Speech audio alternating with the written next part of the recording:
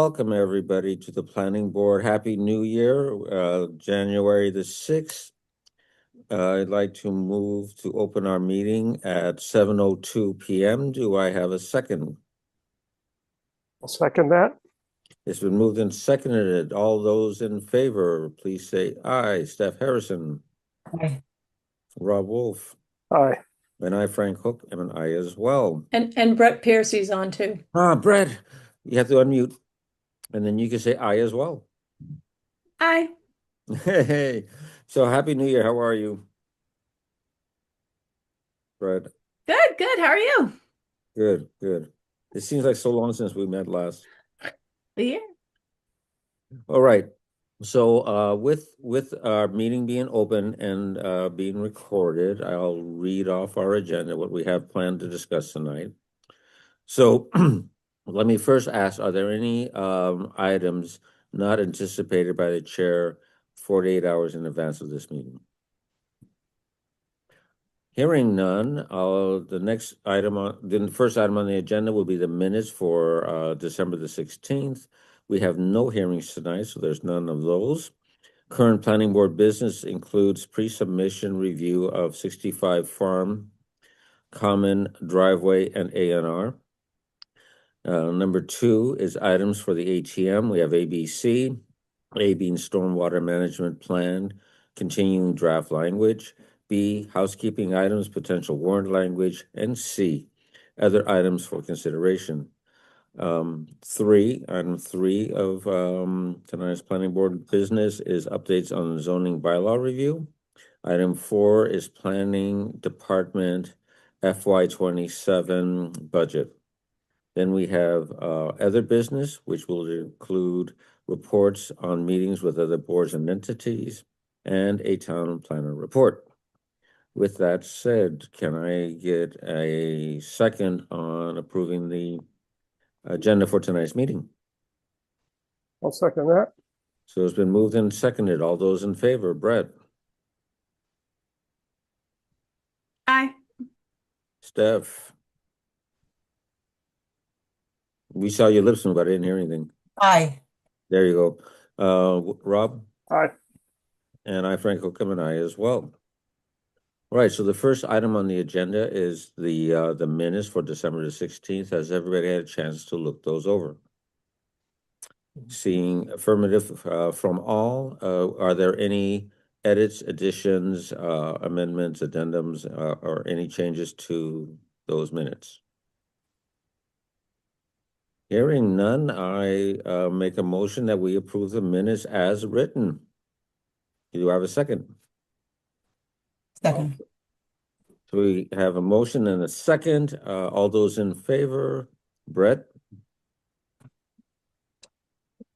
Aye. Rob? Aye. Steph? Aye. And I, Frank Hookham, and I as well. Thank you. All right, so that brings us to our agenda items. So Heidi, I'd ask you, shall we start and go in order? Do we want to start with the pre-submission review? Sure. Bob is just joining. Okay. And Steph, do you have those documents queued up in case? I do. Okay.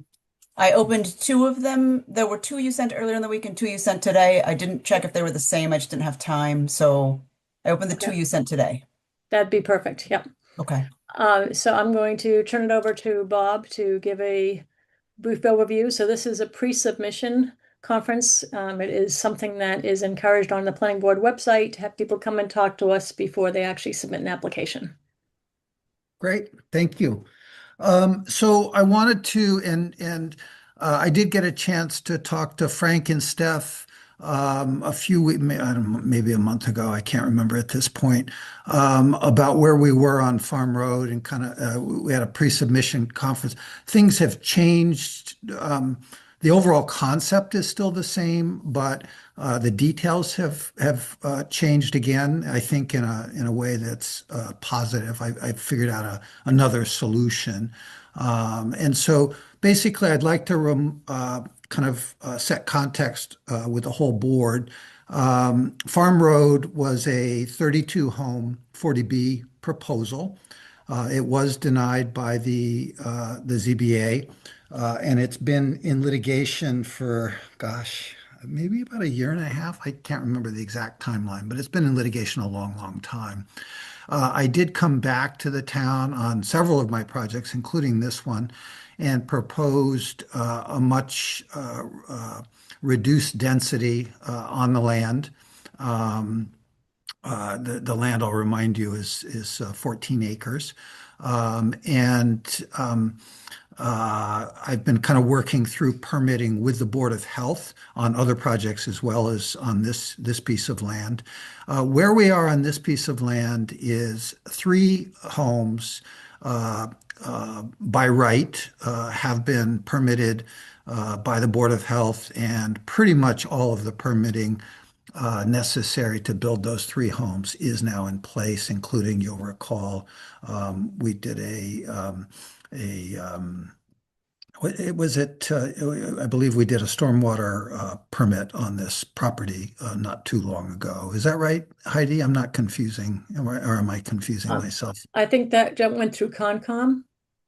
Sorry, that one went through Concom. You're Right, right. You're wasn't right. us, yeah. Excuse me. Yeah, yeah.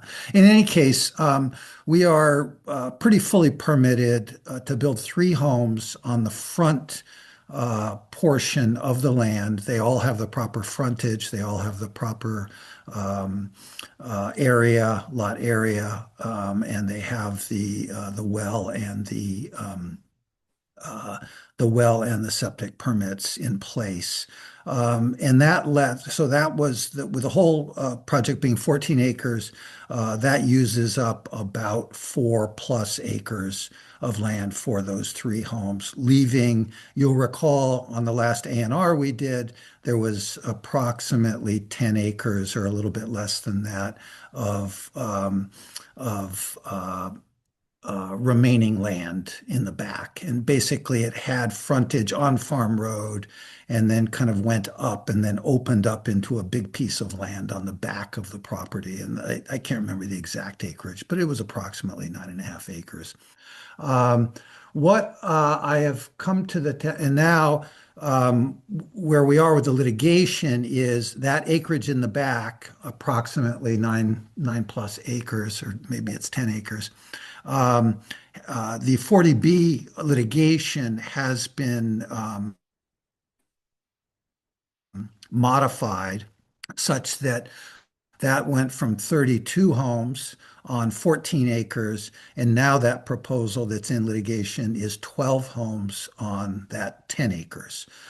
So the overall density of the property is greatly reduced, but we are still technically we are still in litigation on the back large piece of land.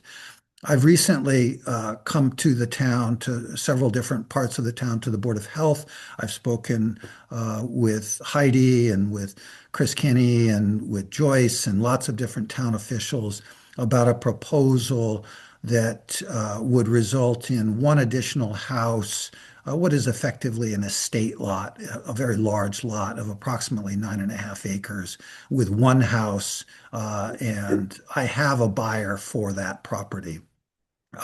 And they are proposing building yeah, I think it's about a 4,000 square foot house, and in the future to do a barn on that 9.5 acres in the back.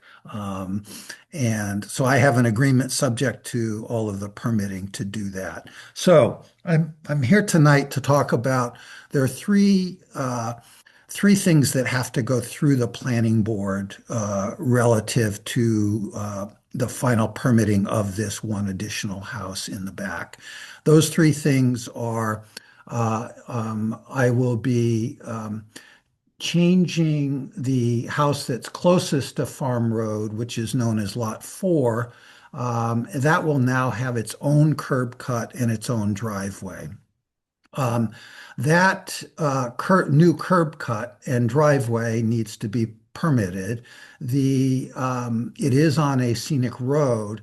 However, it does not touch any of the existing stone wall, and it does not touch and it does not touch the any trees, which means that it doesn't need to go through you all because there's only a scenic road hearing if it's going to impact trees or a stone wall.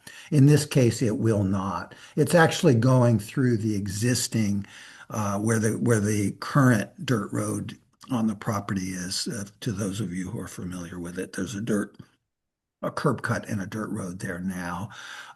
So I believe that does, even though it is technically in the planning board purview, I believe it does not need to come before you because it doesn't, the scenic road law is not implicated here.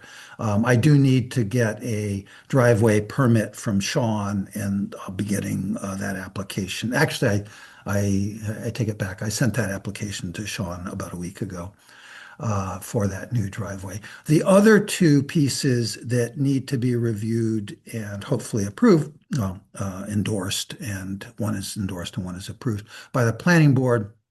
I need to change the frontages on the house number 4 and then also house number 5 and the remaining land, redivide them in such a way so that they all will have the appropriate frontage, so that the remaining land now will have the frontage for an A&R by right home.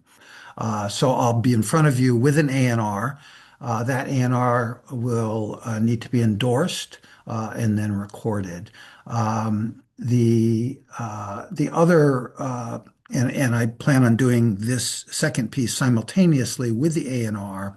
As I think most of you know, I have constructed a common driveway. That common driveway will now serve house number 3, which is the second one back, house number 5, which kind of sits up above the pond, and then this new estate lot. So the common driveway will now serve again lot 3, lot 5, and what I'm calling lot 6R. I call it R for revised. It's a kind of a new version of lot 6. And so I'll have an application into you. Your regulations require that a common driveway that serves more than 2 homes needs a special permit. So I'll be submitting an application. I actually have it right here on my desk. And that application will ask for a special permit such that that common driveway, which has been constructed, will be able to legally serve those 3 homes. So again, I'll be in front of you with the A&R that you've, I hope, seen. And you can also see the common driveway and how that will serve those 3 homes. And so the purpose of kind of getting in front of you tonight was just to make sure that, I've reviewed it pretty carefully. Heidi's reviewed it pretty carefully. Chris Canny's reviewed it, and other folks in town. Joyce has reviewed it. And I think people are pretty comfortable that they have not come up with any kind of things that they think need to be changed. I can't think of any regulations that are implicated here. And I think this is pretty much good to go, but I just wanted to kind of get in front of you ahead of time so that, I'm not going through a bunch of other regulatory processes with the Board of Health only to find out, at the 11th hour that there's a problem from the perspective of the planning board. Like I said, I don't think there are any, but I wanted to kind of pick your brains this evening and see if you had any thoughts. Thank you. Thank you. I appreciate the detail and information. I'd like to just share a little bit of information with the planning board. So I'm going to share my screen. So bear with me a second. So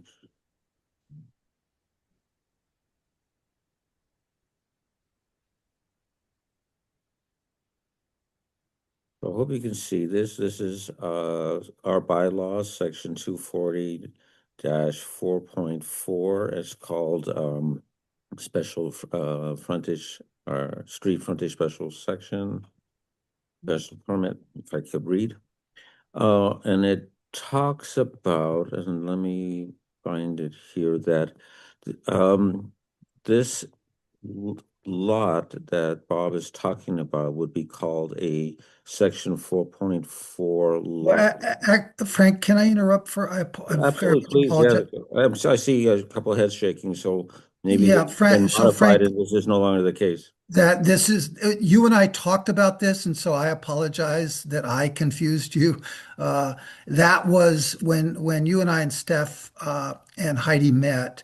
That was the way I was going to approach this, and I've decided that I would actually, and that's what causes me to need to do a new A&R. Is that I will be changing it such that it will not require the special permit for the street frontage. It will be a standard A&R lot. I apologize, Frank, that I didn't say that at the top of my talk here tonight. Apologies. So it's not a 4.4 lot. It is a standard A&R lot with the proper frontage. It'll have um, the estate lot in the back will have 151 feet of frontage, and there's 150 feet that's required in this zone, which is Residence A. So anyway, I apologize, Frank. Well, thank you for the clarification and bringing me up to date on the understanding of what you were saying within this new that I just wasn't hearing. So thank Sure. you. Yeah. With that said, we still have, as you indicated, the requirement in this section to provide the special permit for the Common combined driveway. driveway and Yes. the requirements for that combined driveway. Yes. So why don't I open it up to questions from anybody on the planning board first? And I'm looking for something, and as soon as I get it, I'll share that with the rest of you as well.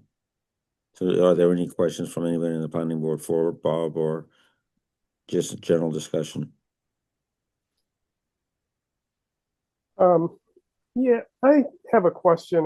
Maybe I raised this at a previous meeting. Maybe I don't know if maybe Heidi can speak to this, but I'm I've done some reading about the A&R process because I found it very confusing, and the actual, just if you read the MGL, it's just the law as stated is rather vague and doesn't go into much detail. But then the A&R handbook that accompanies it has, like, I don't know, 50 or 75 pages of various case law examples of things that ended up being valid and things that ended up not being valid.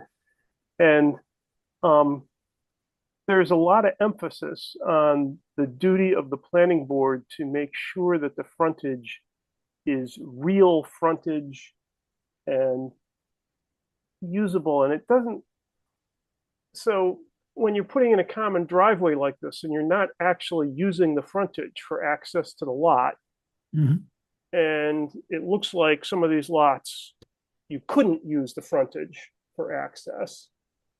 I'm wondering if that I don't agree. I don't agree with that, Rob, but go ahead. I'm wondering if that's a valid A&R. I mean, it looks like a very reasonable project. Mhm.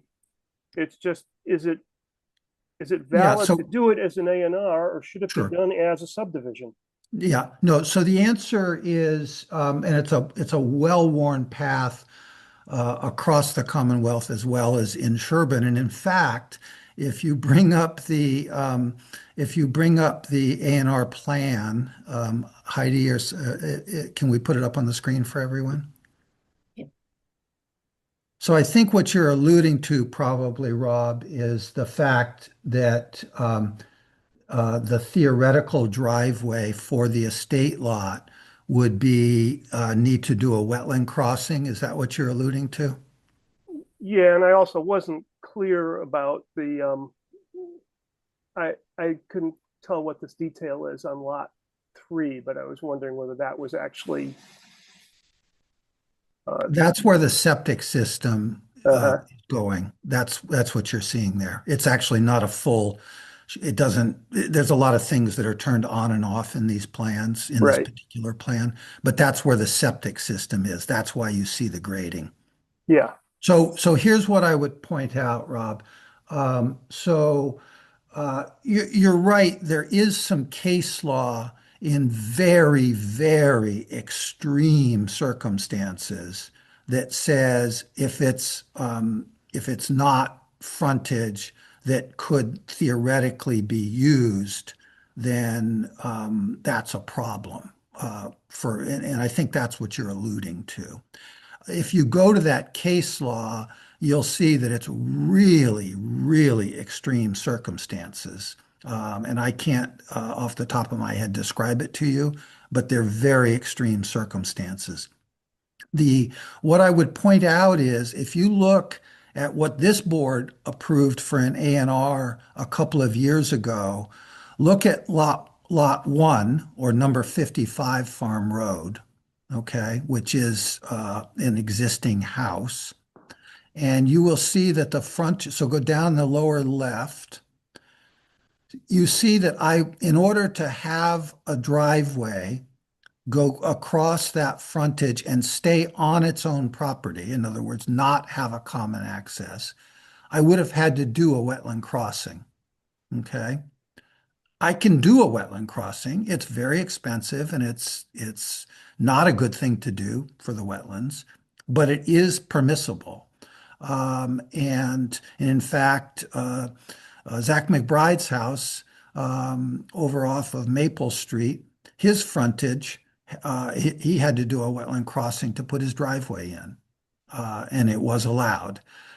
You're going to be asked very shortly to allow a driveway across. Well, it's not going to be your decision; it'll be the Conservation Commission's decision. But for Meadowbrook Commons, the 67-unit project that Toll Brothers is proposing, and I think the town is very much in favor of, that project will require a driveway across to have a wetland crossing. And if you go over to my frontage that I'm showing on Lot 6, it's the same exact situation. I would require a wetland crossing, but I could run a driveway up there. It would just be very difficult. Joyce and the Conservation Commission would put me through my paces, and they wouldn't like it, but ultimately they would approve it. And I could put a driveway up through there across the wetlands. Same is sort of true for Lot 5, you see. There I could actually probably sneak it in right on the edge of the wetlands. But in any case, wetlands are not a condition that would create a problem from the A&R kind of the rules perspective. I think there are some very, very extreme circumstances which can, but this is not going to be one of them. Beth, do you have a question? I can't hear you, even though you're not muted. Does that answer your question, Rob? Well, you answered the question, which I Yes. actually had directed to Heidi. I'm sorry. I apologize. That's okay. I am happy to hear your point of view, but I'd like to hear an opinion from Heidi as to whether she is in concurrence with it or whether she disagrees with it or whether she's not sure and she'd like town council to look at it. Well, one thing that I had more of an issue was on the prior A&R, the line went right through the pond. Bob has moved the line over so that if he was going to run a driveway, it was not going to go through the water on that. So because of the precedents that we have right now with wetland crossings, I don't think this is something that would be a barrier to turn down an A&R. Can you guys hear me now? Just testing. Yes. Okay, good. Okay. Go ahead, Heidi. Sorry. So it's more routine to run something like that through a bordering vegetative area. Well, we've done it. Uh-huh. And I would have a hard time saying that you can now say no when it's not going to run through the water because he moved the lot line over. Right. I mean, I think part of the challenge here is that he could build a bridge here if he really wanted to get over the wetland, right? Yeah. And just that he's not using all of these frontages as access, I don't think means that they meet the A&R definition of therefore the frontage is false frontage, right? So his choice not to use it from a planning board perspective is actually fairly good, right? Because we have one driveway cut and not, five in a row. We have stormwater on pervious surfaces coming from one line here instead of one up to the back of 6R, a parallel one up to 5, another one over here up to 3, right? So there's a lot less pervious surface. So when we talk about minimizing stormwater runoff and things like that, I think it's makes sense. And I guess I hear what you're saying, Rob, that like functionally it almost becomes more of a subdivision in terms of how it's accessed, but by making it a common driveway, then it doesn't have to meet all the road requirements. And so that's essentially what's being proposed here. And it has been done all over town. I lived actually, before I lived at my current house, I lived in a house in town at 216 Farm Road. And 216 Farm Road had a common driveway. Actually, I believe it served 5 homes. My home was at the end of the common driveway, and the frontage for my property, what I don't know if technical is the wrong word, but the frontage on my property that made it an A&R lot was a cliffside. It dropped off at an incredible angle. And the actual access was across a private driveway that served 5 homes. So this is actually much, much more real, I'll say. I mean, this could definitely be built under town law. And in fact, you approved an A&R on this plan, Lot 1, number 55, which would have required the same type of wetland crossing to achieve the driveway. So I think it's a pretty well-worn path in town. Mhm. Right. And I think one of the differences too, subdivision would not require each lot to have street frontage because they would become off of the subdivision. In this case, he can make it a common driveway because he is able to show the 150 feet street frontage for each lot. And I know you had a question about the septic, but when you look at an A&R plans, we're not going to have the septic system to take into account, as far as whether that is an access point or not. So when I've looked at this, I do feel that this meets the definition for an A&R. Okay. A couple of questions that are unrelated to the common driveway. If this is a good time, Frank. Sure. Okay. So this is the first time I'm seeing this plan following our discussion of the back lot Yes. a couple weeks ago. It was one of the first things I noticed was that you were getting the frontage here, so therefore not needing the back lot. But my question is to Heidi. I'm going to put you on the spot a little bit here, Heidi. You've been through this plan from an A&R perspective for compliance, right? With like lot width and things like that and Yeah. all those The dimensional setbacks. requirements. Yes, the setbacks, he has it at the 60-foot setbacks, which is why these are drawn with these Yeah. indentations.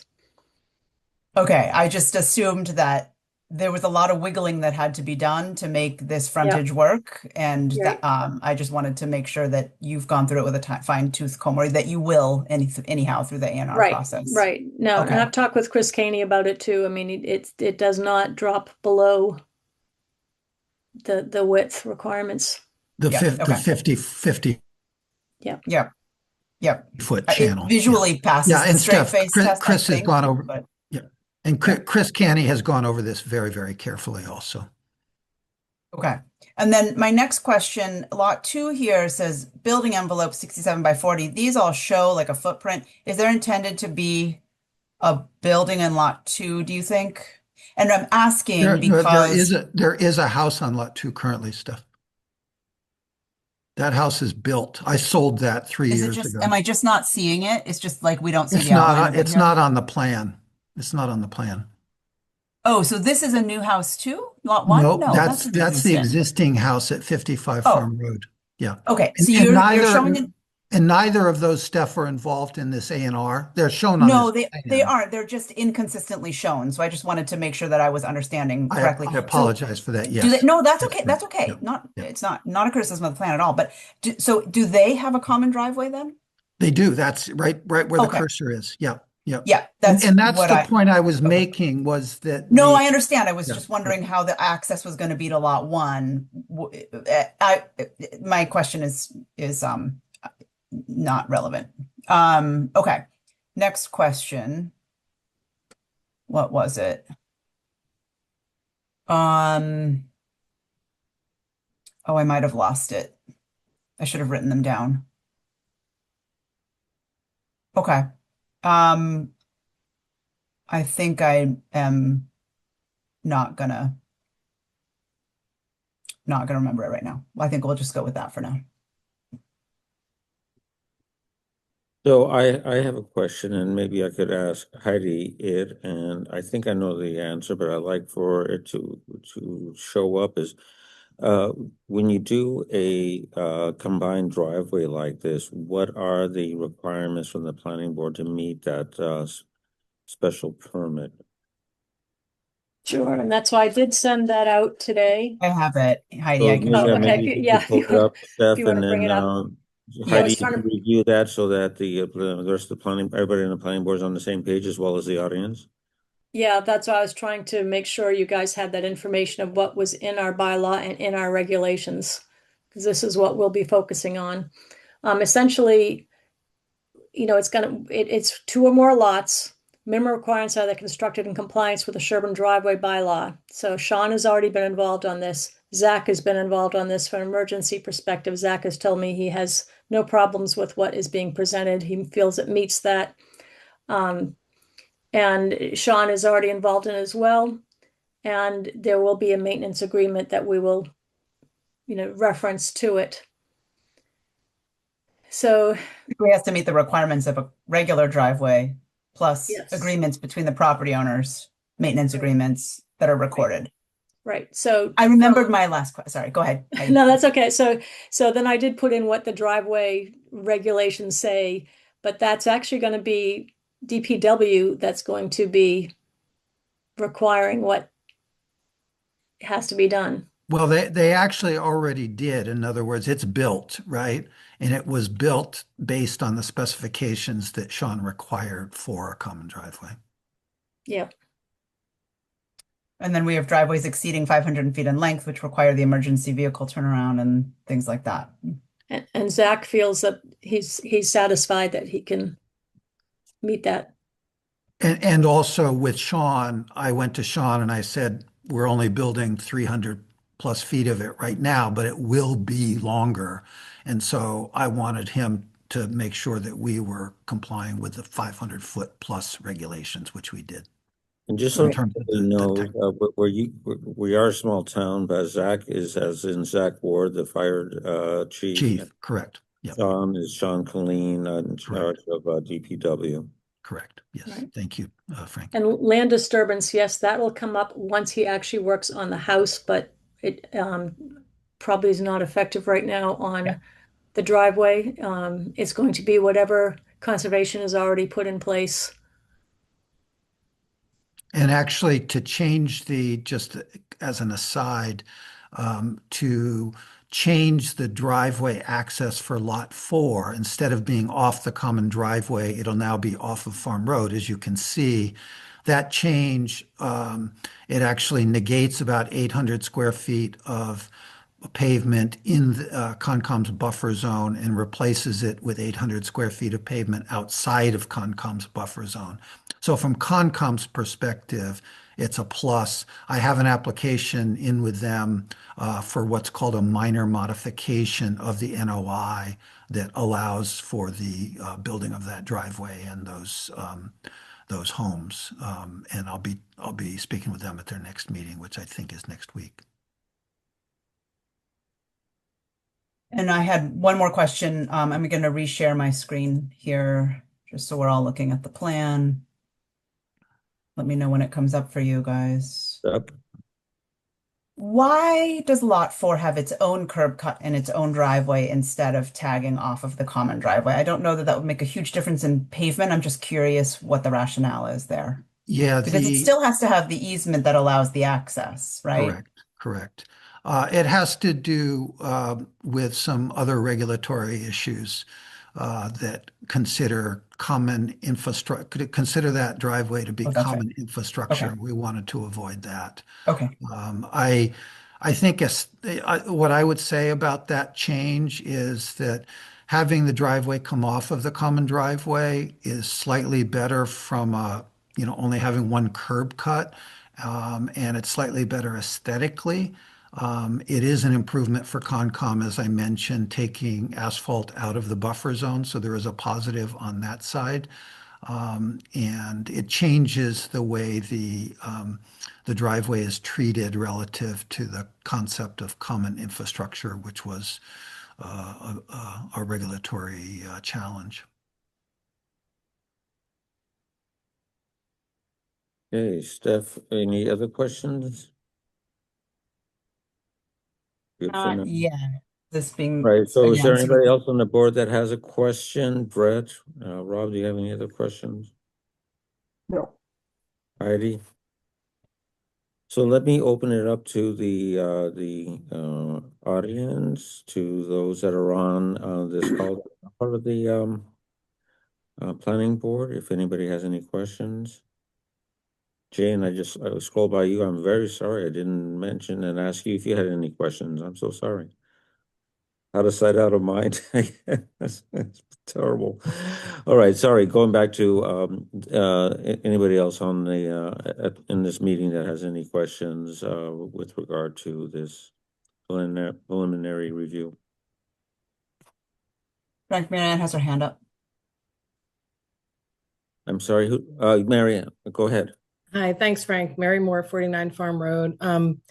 Thanks for reviewing this and having this on the agenda. We're happy to see the 48 permitting moving forward. And I think probably like Bob, we're looking forward to having the litigation with HAC over. I just had a couple of questions. I know that Rob touched on this with his comment, but if the current access for the access on lot 6R and possibly lot 4 is, illusory, I think that's what's used in a lot of the case law through wetlands or a septic field or an easement. Would the A&R endorsement happen only after a special permit is issued for the common driveway? I guess that's a question for Heidi.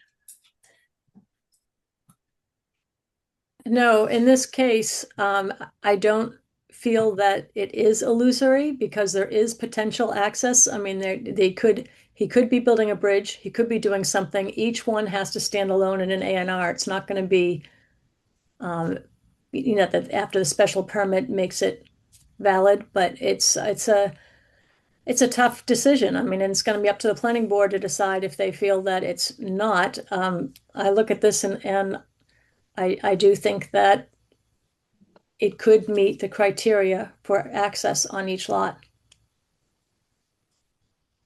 Okay. I would agree that it doesn't seem at face value that any of the frontage is illusory. And just because he's choosing not to use it doesn't make it unusable, I guess is the way that I'm looking at it. That if the planning board refused the special permit for whatever reason, that he could put driveways here with extra structural support, or it's possible. It's just not cheap. Or attractive, as you pointed out, Steph. I really agree with you. It'd be very unattractive to do all these homes with their own driveways. But I mean, I guess maybe the question then is more broad, like if the A&R is approved as is, there are additional regulatory permitting that would need to happen.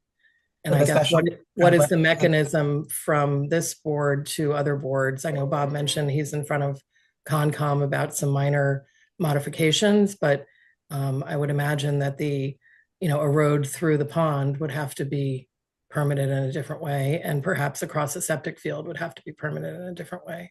Yeah, and an A&R won't consider that. An A&R is very restricted as far as what the planning board can endorse or not endorse. It's actually not even an approval process, No, right? I And so understand.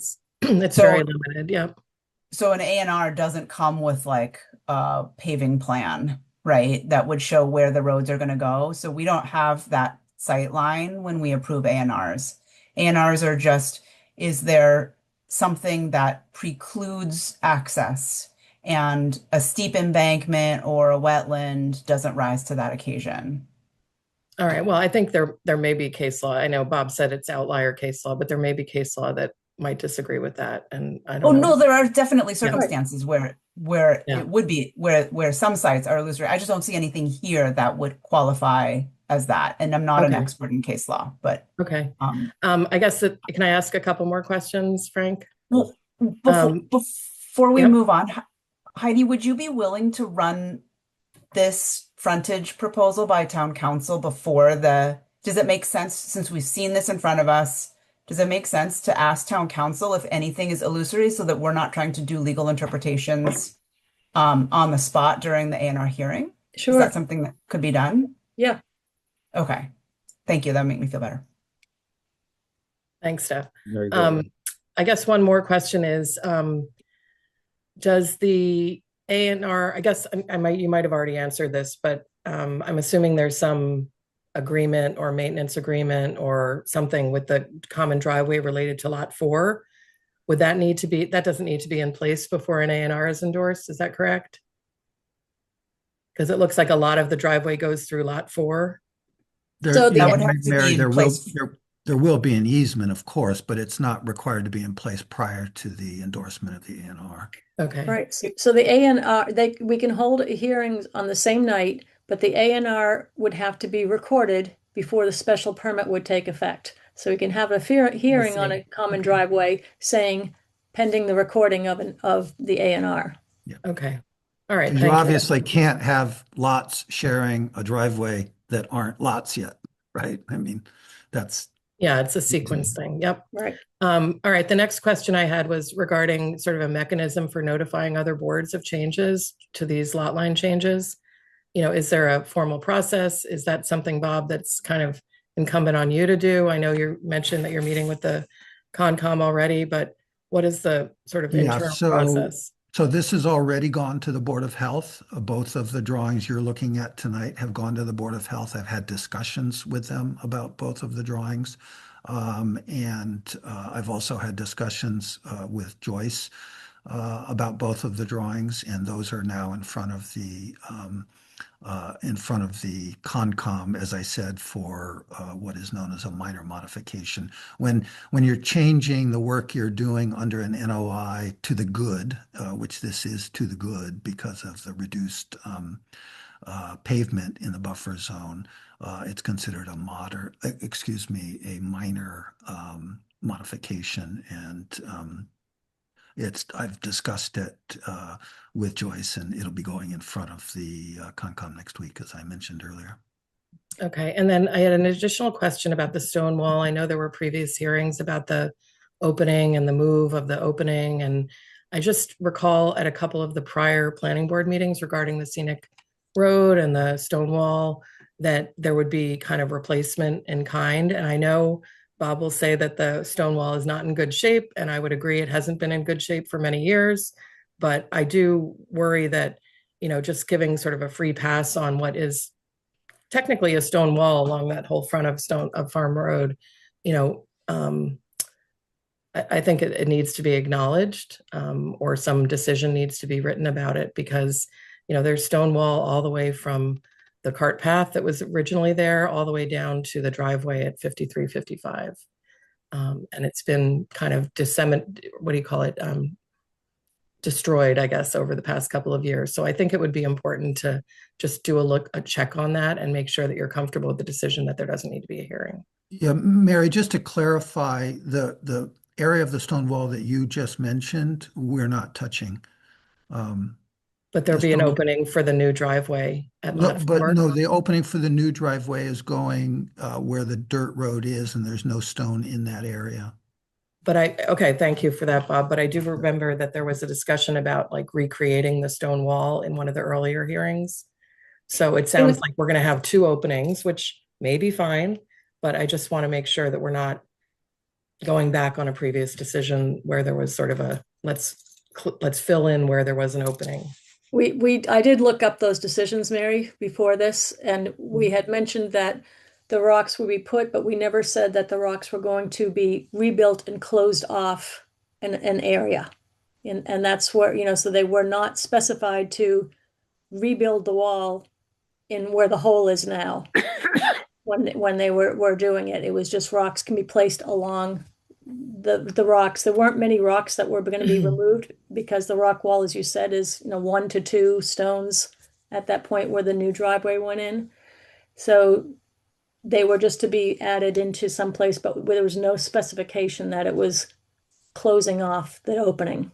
Okay, it might be a nice gesture, Bob, if you wanted to fix that wall, because it really is pretty, you know, it's a pretty scenic road, and it would be nice to have that updated. Yeah, I agree with you. And what I will guarantee you, Mary, is that it'll look better than it does today.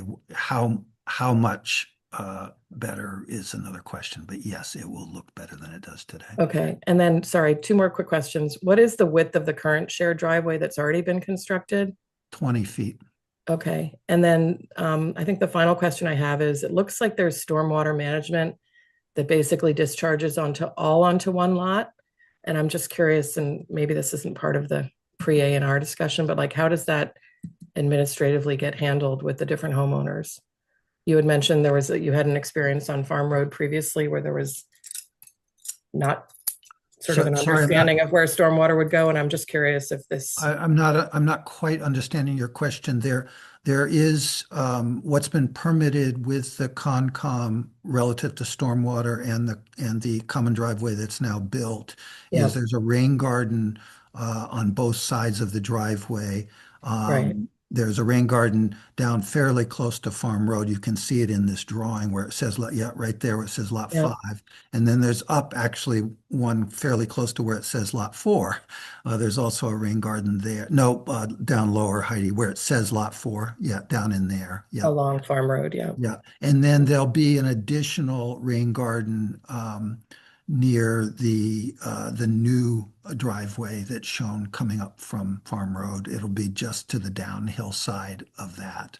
So we definitely are very cognizant of not wanting to have any water go anywhere near Farm Road. In other words, we want to keep all the water on site. And is that being managed, sorry, through the Conservation Commission? Okay. Yes, that's their job in this case. Yes. Yeah. All right.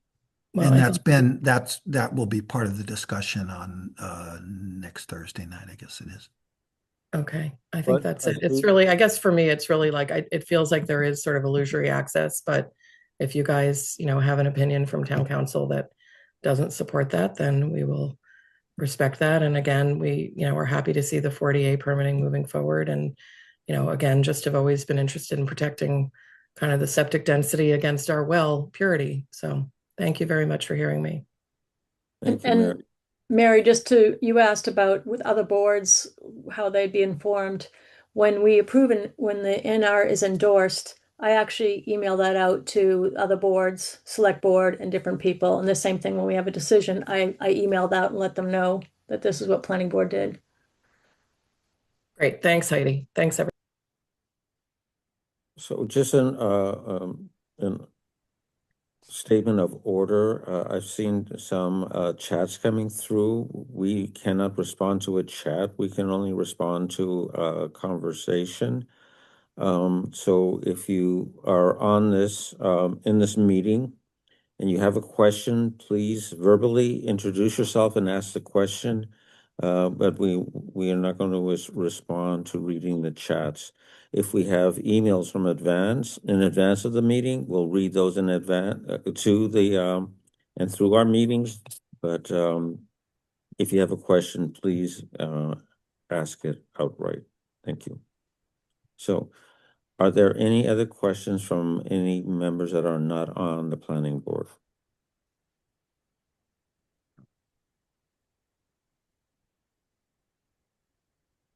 Hearing none, are there any further questions from anybody on the planning board as a result of the further conversation we've had? Hearing none. Bob, thank you for the presentation, the thorough answers, and all the work that you've done on this. And we look forward to seeing you soon. Great. Thank you all. Appreciate your time. Good night. Now, with that said, we'll go on to the next item on our agenda, which is, if we're going in order, Heidi, would be the stormwater management plan, continue draft language and discussion for the annual town meeting for 2026. Great, and I'm going to turn this over to the small group that worked on it. And I think Steph, you might probably be taking the lead on it. Yeah. Yeah, thanks. Sorry, I just realized I want to open a slightly different version of this bylaw so that it's since stormwater bylaw. Okay. So there is a subcommittee that got together, which consisted of myself as well as Joyce Hastings, Jane Matarazzo, and Addie Mae Weiss and Sean Colleen.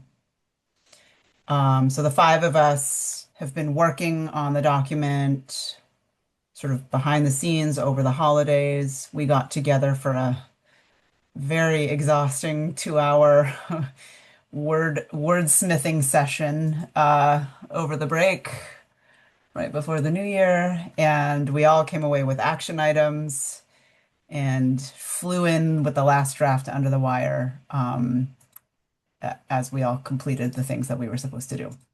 So I'm just trying to save a new version so I don't get messed up here, but I've got it open and I'm going to share it. This was sent out by Heidi and This afternoon, I believe. yes, that's the under the wire part. Um, So some members may not have had a chance to look at this, right. but that's why you're going to take us through it. Yep, exactly. So I didn't want to send it in two pieces because I thought that would be more confusing with two different versions than just to send it last minute. So this is done in the old warrant article style, where everything that's new shows up in bold red and everything that's being removed shows up as strike through. And I plan to maintain this format because it's useful for people who are in the weeds to be able to look at it and see what the changes are.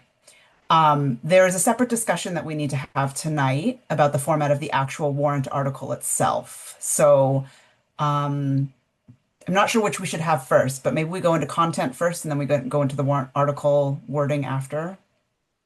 Yes, I think that would be the better approach. Okay. So you know, as most are aware on the call, the whole intention of expanding this bylaw is to expand it away from just the MS4 into the broader town drainage system, even the parts that are not part of the MS4, as well as protecting the streets and the public right-of-way, public streets and public right-of-way and wetlands, wetland resources from discharges, stormwater discharges and other discharges. So Sherborn, that's a larger percentage of the area of our town than the MS4 is. Right, the MS4 is very small currently. It could get larger with this draft permit that's currently out in the ethos and maybe finalized at some point. It could get the MS4 area could get a lot larger, but we still would want to make these changes to the bylaw to protect areas beyond the MS4. So really, there's a lot of comments I'll make this a little bigger. There's a lot of comments in the right that are sort of procedural comments that are not content related. It's just sort of like, oh, in the regulations, we need to make a parallel change to make this bylaw consistent with the regulations and things like that. So you'll see those over here on the right, but there's a couple comments on the right that I'm going to call out that are content related. So if we go through here, a lot of this stuff is just clarifying. We're going to put the actual definition for groundwater as a defined term, and then we have to capitalize it every time it shows up. You know, so a lot of the changes you see are just a capitalization of a word because it's going to be a clearly defined term after Jane runs her magic wand over it. So I'm just trying to jump and see if there's anything, you know, again, expanding from just the MS4 into this is sort of a tagline. It went from the MS4 to MS4 and other town storm drainage systems, wetland resource areas, public streets, and town right-of-way. That the MS4 got expanded into that group of things. Not in all places, but in most places. We did some cleanup and clarifying definitions. We're going to move all to the regulations and potentially in Appendix A of the permit. Jane is doing an excellent job of resolving some of that. That will come to planning board discussion as we get into the regulations and modifying the regulations, not as part of the bylaw. So we're not going to be discussing that today per se.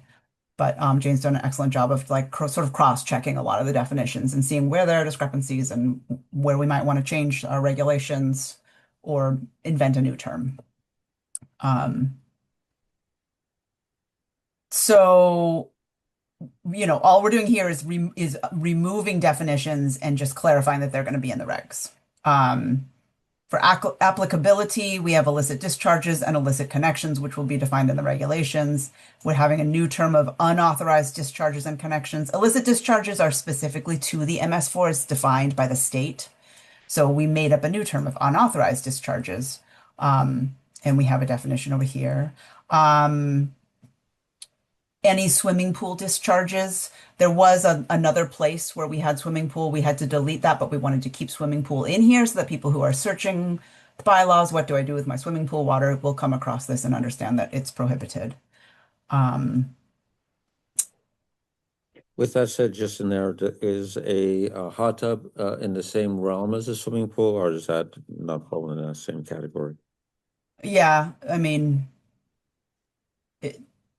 I don't know if we need to call that out explicitly. Joyce, if you have any thoughts on that. I see you nodding your head over there. Yeah, no, it's the same as a pool.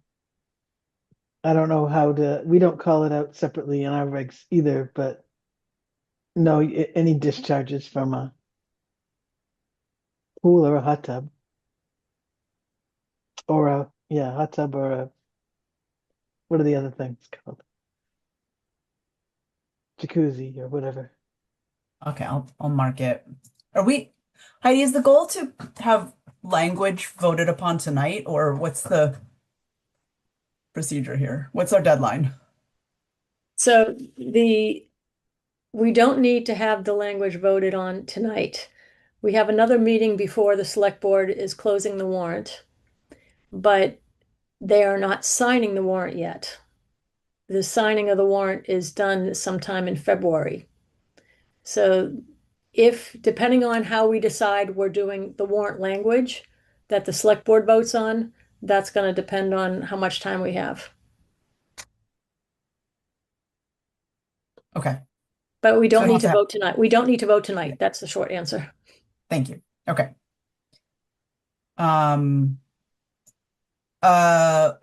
Let's see, Jane, I'm seeing this wetland resource areas is capitalized here and not capitalized there. Are we going to define that? It is a defined term, so we can capitalize it. Okay, let me just put a note here to capitalize everywhere. Thank you. Here's where we deleted the swimming pool discharges, and so prohibited is swimming pool discharges and water into the street, and we're putting that into the whole bylaw, so we don't need this separate section. All right, so here's the land disturbance section, and this is where we put in the thresholds into the bylaw that the planning board has discussed in the past. So there's the no permit, where the Concom may determine that no stormwater permit is needed because it doesn't meet the thresholds. And then there's the minor permit and the thresholds. and then the major permit and those thresholds.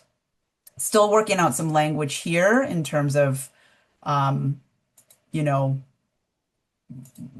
still working on language, but it's no different than the planning board had discussed. These are sort of like legacy questions that we had discussed as a group that haven't been resolved yet. So that's new language in there. And it replaces these paragraphs, which referred to other types of triggers for a stormwater permit. Exemptions. We did remove some exemptions. Removed the driveway exemption.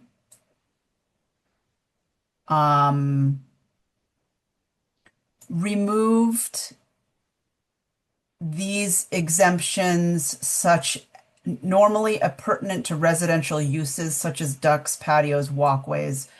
We did want that counted in the land disturbance. If the footprint of the site, including, say, the swimming pool or the tennis court, right, disturbs more than an acre, we don't want that to be exempt from the stormwater management. Stormwater management should extend to these impervious surfaces. Where we had a lot of discussion was around septic systems as an exemption. And so I think what we decided was to not call it out as an exemption in the bylaw, but to consider in the regulations exempting septic systems under certain circumstances, such as replacements of existing septic systems that do not expand the capacity or something like that. But sort of defer to that question, decided not to exempt it holistically in the bylaw, but potentially carve out some exemptions in the regs.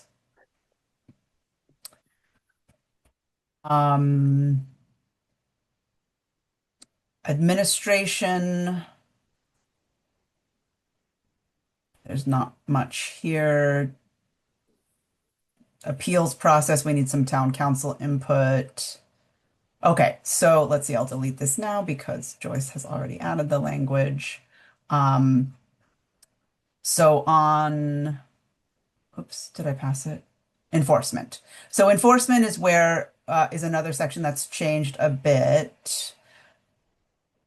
Joyce added a written notification, which wasn't in there, so that was a good addition. And then by and large, we need to come back and talk about section B in a minute because I think that was just a little bit of a coordination issue. I'll come back to that.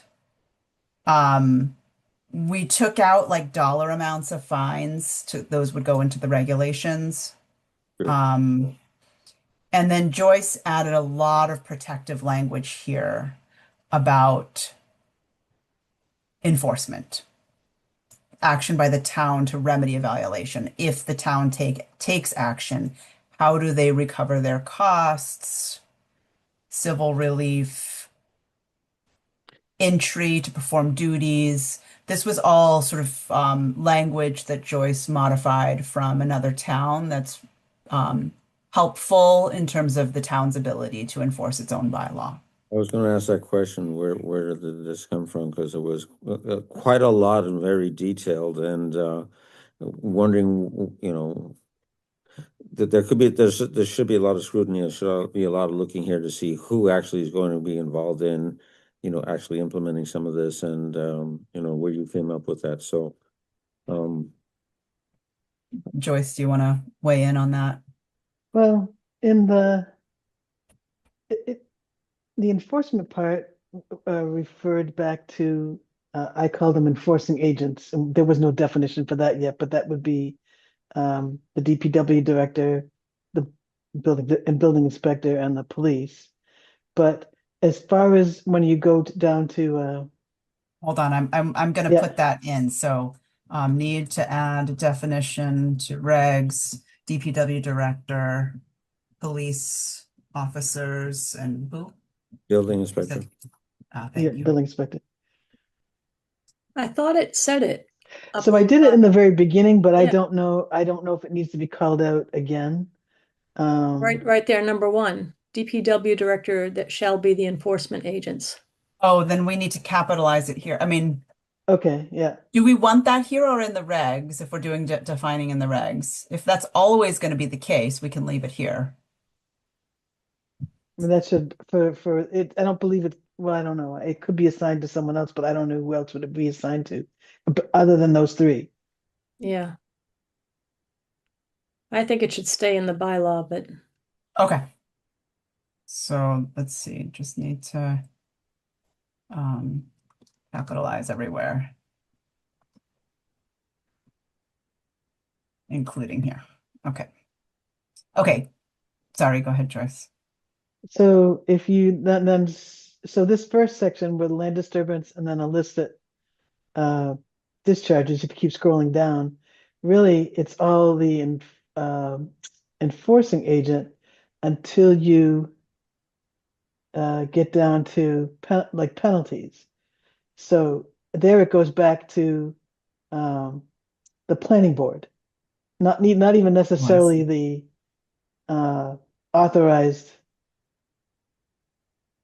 Permit agent. grant, authorized agent, yeah. Yeah, but to the planning board. I saw that. Um, so that's how I wrapped this in, is just it changed it, just to the planning board because they would be the kind of the last line of defense as far as the final decision. And then if the people want to appeal that, they would have to take to a higher level beyond the town.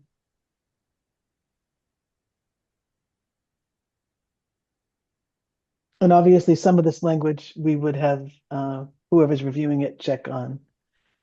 And I Joyce tried- did not invent the majority of this language, right? It came from another town bylaw. I modified it from another town bylaw. I did check on some of the references, but still, I'm not anybody. I'm not an attorney or anything. I was just trying to see what they were referencing. And council will Because do they a had- review as a matter of course. Is that right, Heidi? That's part of the process. we're going to send it to them. Yes, once we Yeah. get this, and that the more time we can give them, the better. Mhm. Right. And so the ideas for D through the rest of it were I did copy from a couple of different towns and modified it to fit our town. But I tried to keep the intent of, what the original, what they were trying to accomplish, because it seemed like it covered the things that we would be needing. That's why I liked it. As So far as after having looked at this, Joyce, I don't know that we need, well, we could put at the owner's expense here, but it's very clear, recovery of cost section is very clear that it is at the owner's expense. So I'm going to take out the ambiguity here and remove the highlight. Oops, I still have track changes on. Because with the new language you added, it is at the owner's expense. It's not a question anymore. And we can just leave that as part of the language, if that makes sense to folks. And then in B, what I wanted to bring up here is that we had illicit discharges and connections and unauthorized discharges and connections. And again, illicit is defined by the state as into the MS4, and we are defining unauthorized as into like the town right of way and the public streets and things like that. There's this weird word connections. So the discharge itself is a substance going into an area, a pipe or a wetland, right? And the way it was written up here originally, there was a definition of illicit connection, which is a surface or subsurface drain or conveyance. So it's basically like conveying a substance, which allows an illicit discharge. So in the case of the MS4, it might be a pipe connection into the storm drain or a hose that goes to a storm drain grate. Versus the other would be somebody taking a bucket and pouring it in there. Or Which would putting not their be a French drain connection. discharge into a wetland, right. right? Instead of the MS4. They could pipe their French drain pump, straight to a wetland. Or just a swale that connects whatever to the wetland or to the storm drain. Doesn't So necessarily we, have to be a connection, doesn't have to be a physical, like a pipe or it something. could be, right. It could It's be just a connection.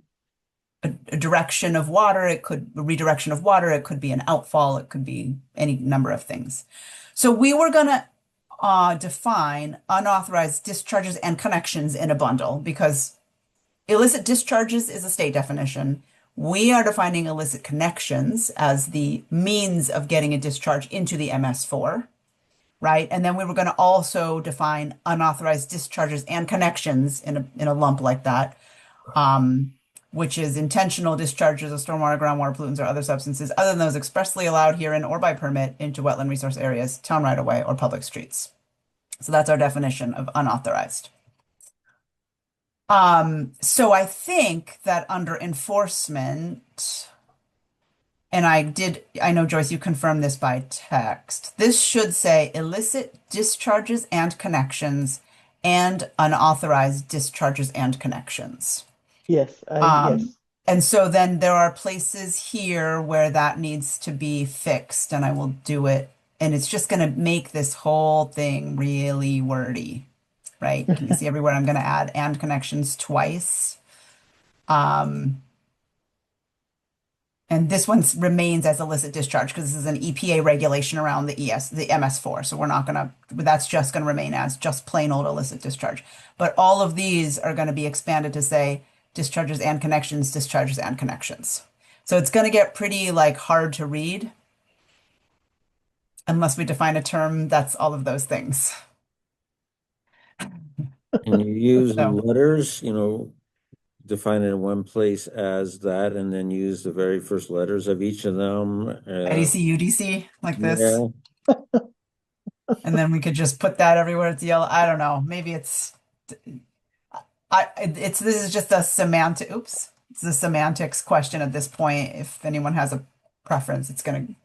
Step question. I know that illicit discharge is defined in Appendix A and it refers specifically to the MS4.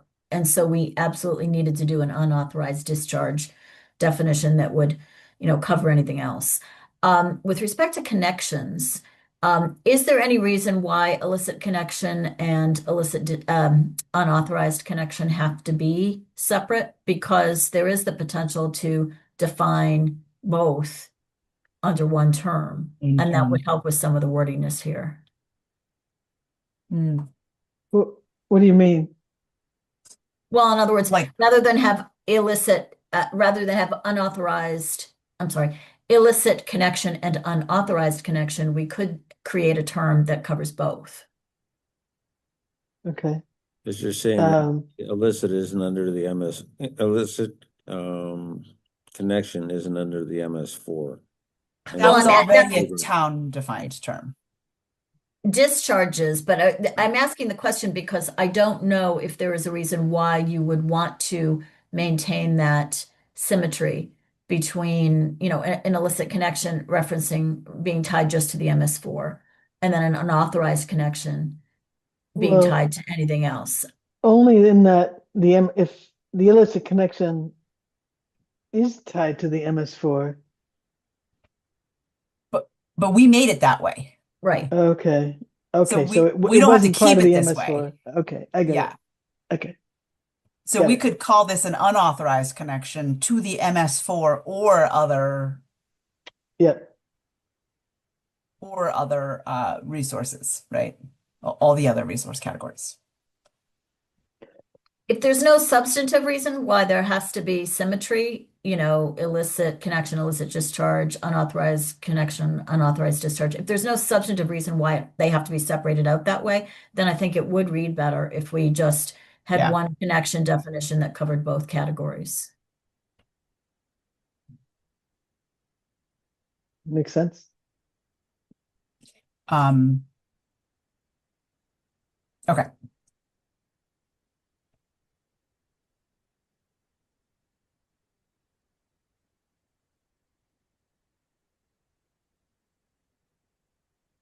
Include definition and interim regs, potential. to have one definition for illicit connections and unauthorized connections. One definition for connections that covers both to MS4 and other resources. Okay, we can keep that in mind. So I guess the question, I guess sort of this is kind of where it stands now. I'm just going to scroll through the comments and see if there's anything that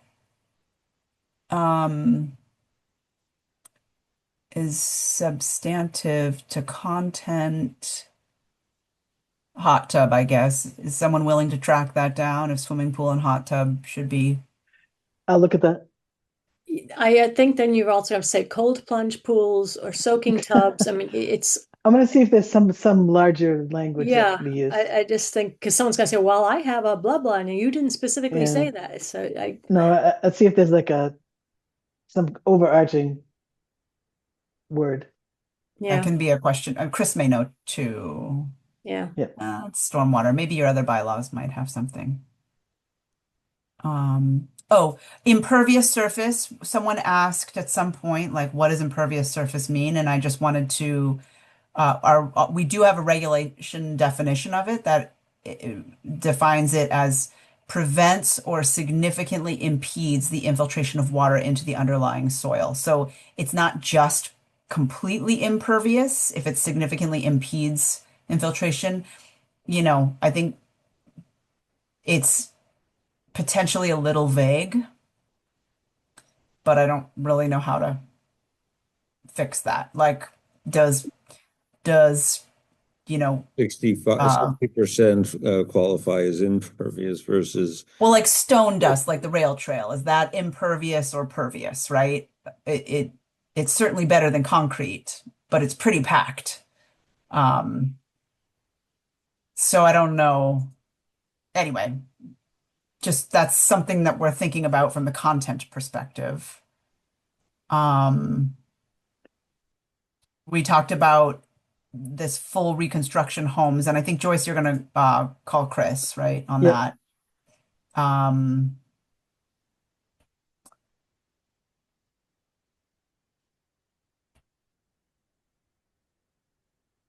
Yeah, these are all sort of Have we gotten any input from council about what is appealable and what isn't? This Oh, right. hasn't gone, no, he hasn't gone to council yet. There was a specific question to council about if the planning board and the Concom are both authorizing agents. I think Concom has a different appealing mechanism. Well, I think the question was under this bylaw, I've Can lost we my say mind. I'm sorry. this? Yeah. Yeah. Like, It can cannot, we? yeah. That was the question that was going to be asked. Does this bylaw allow the commission to go through this participate in that? process, right? Yeah. Or maybe another way to put it would be, does this bylaw have to acknowledge a right to appeal, or, do Well, we have an option on that? There's also language down here that says decisions are final. Any further appeal shall be to a court of competent jurisdiction. That was a little more vague and Well, and I think the general question for council would be, what, if any, requirements are there? In other words, do we have any discretion as to what we say about what's going to be appealable or not? Or is that all just, by operation of law? And if so, what does the law say?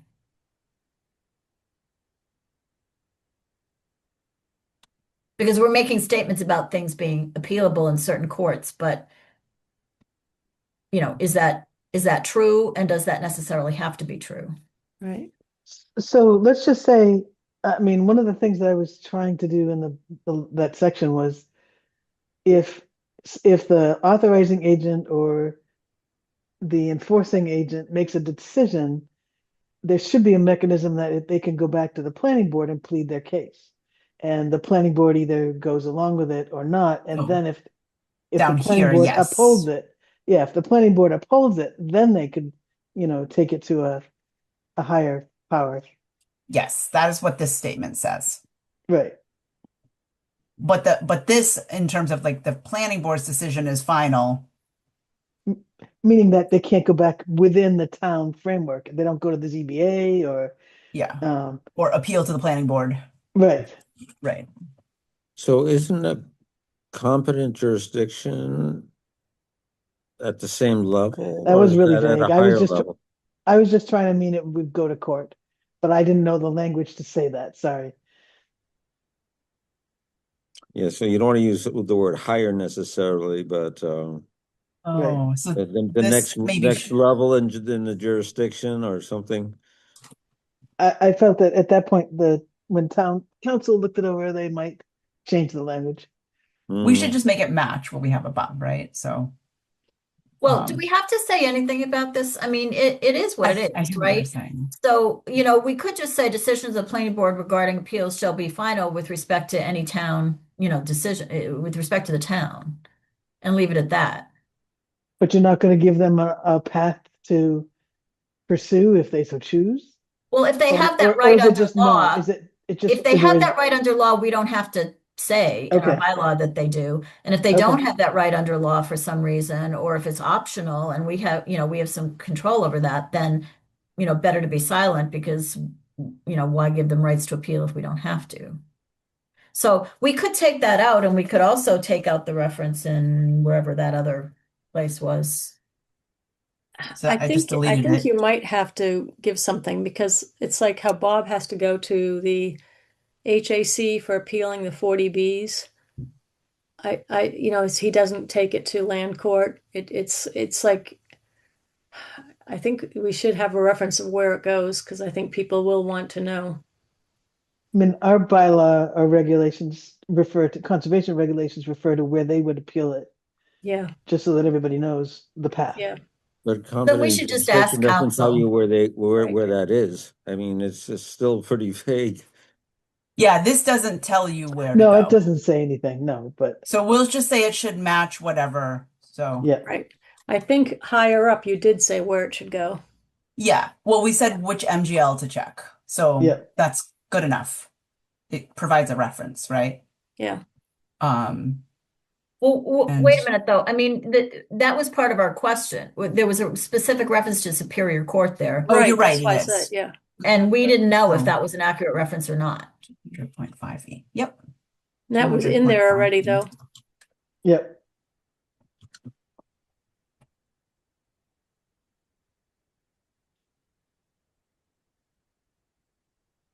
I think we Okay, just so asked whatever- town council, what's our appeals process? Yeah.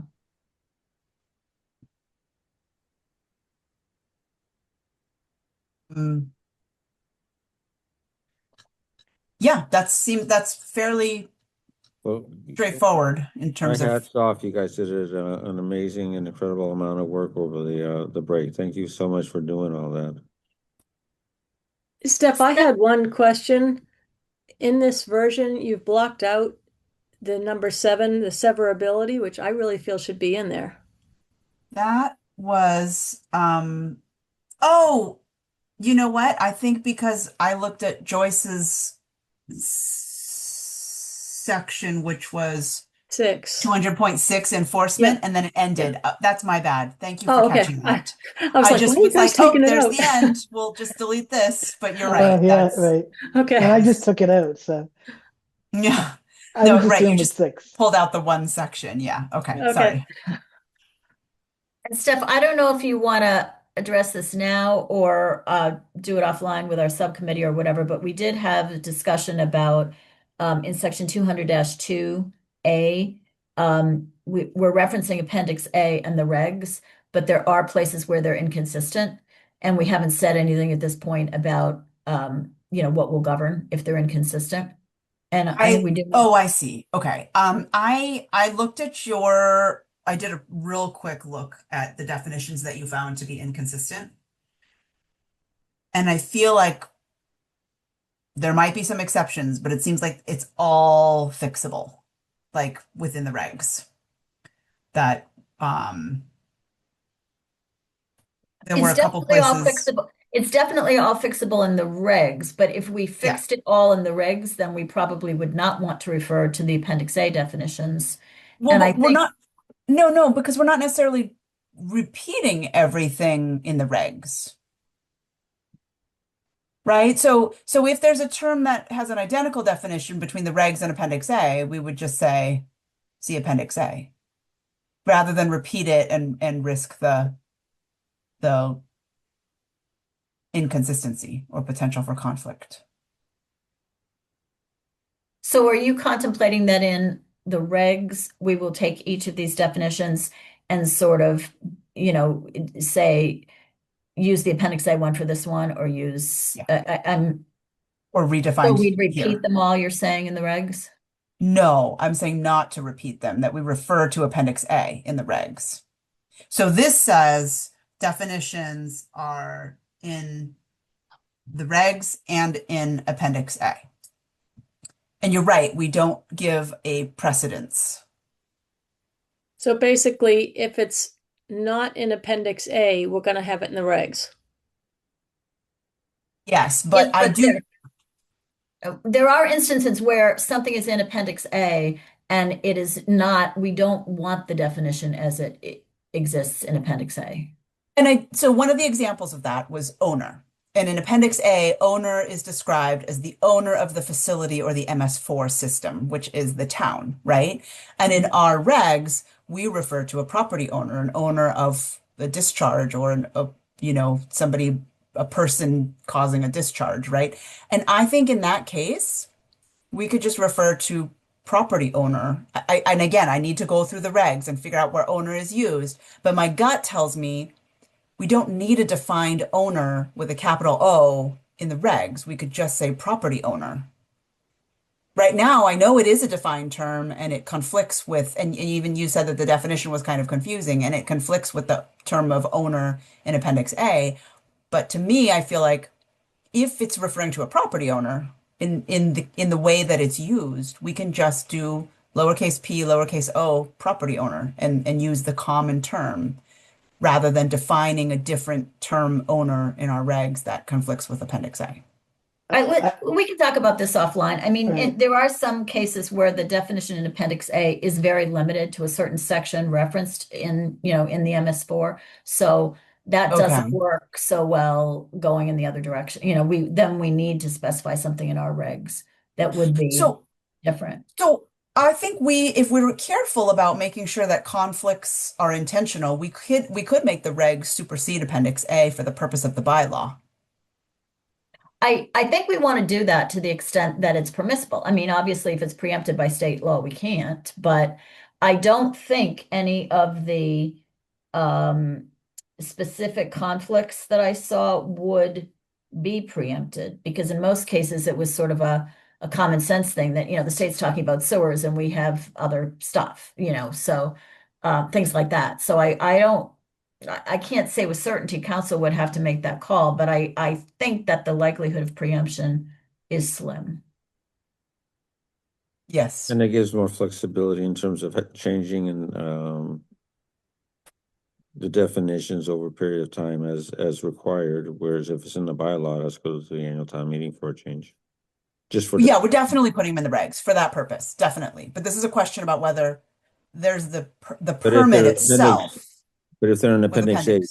then it's in the bylaw, so then it would have to. That's the only way to change it, right? No, this is a permit issued by the state to the town. So we have no control over this permit. We can't change anything in Appendix A. So that is Appendix A is Appendix A. Like that is like the Got it. state's definition in our permit.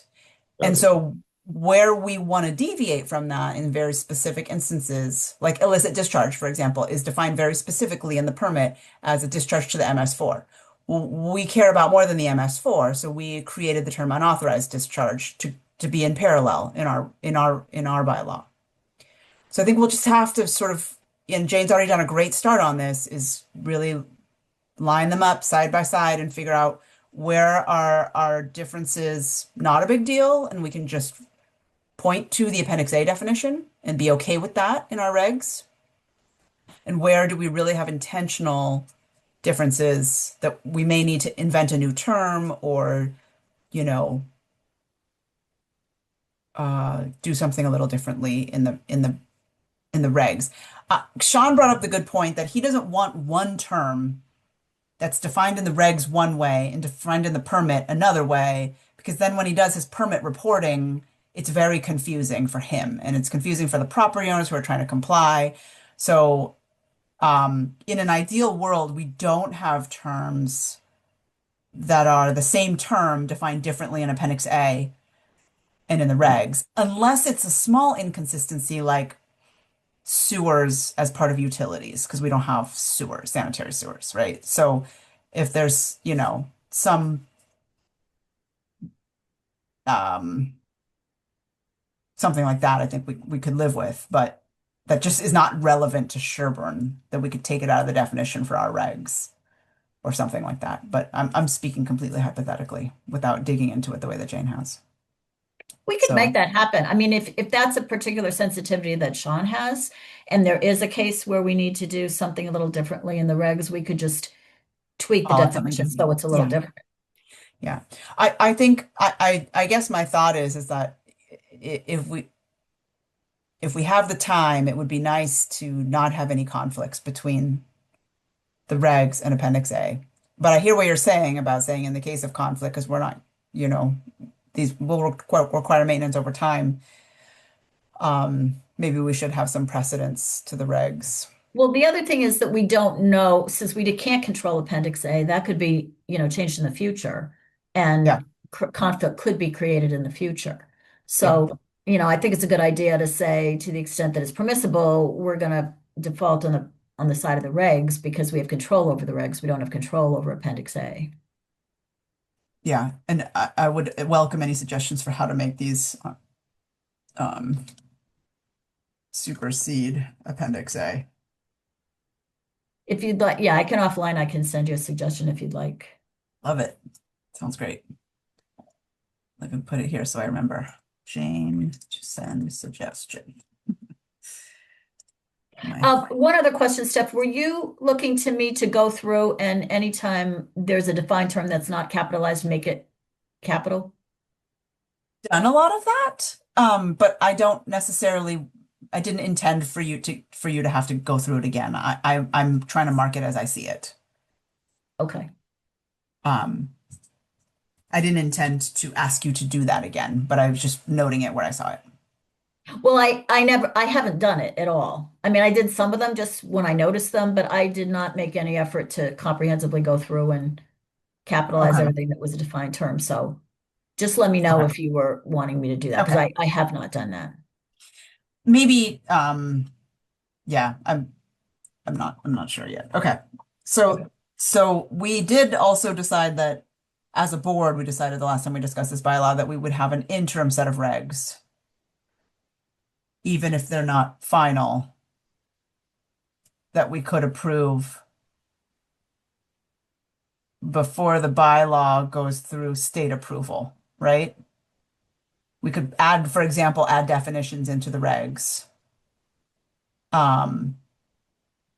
even before the bylaw is enacted, so that there's not confusion.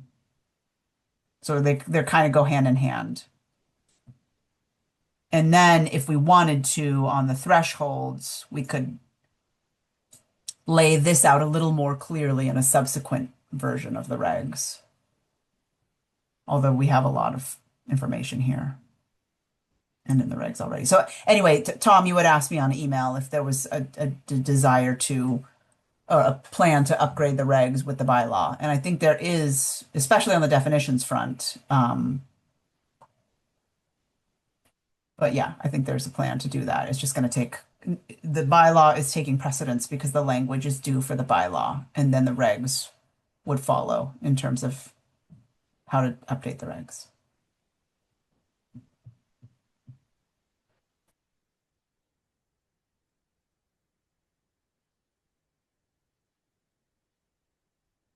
Okay.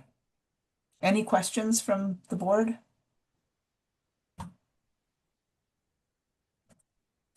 Or anyone? Well, I have a question just in terms of where we go from here. I mean, are you envisioning another meeting of the subcommittee? Are you envisioning that we just, work by email?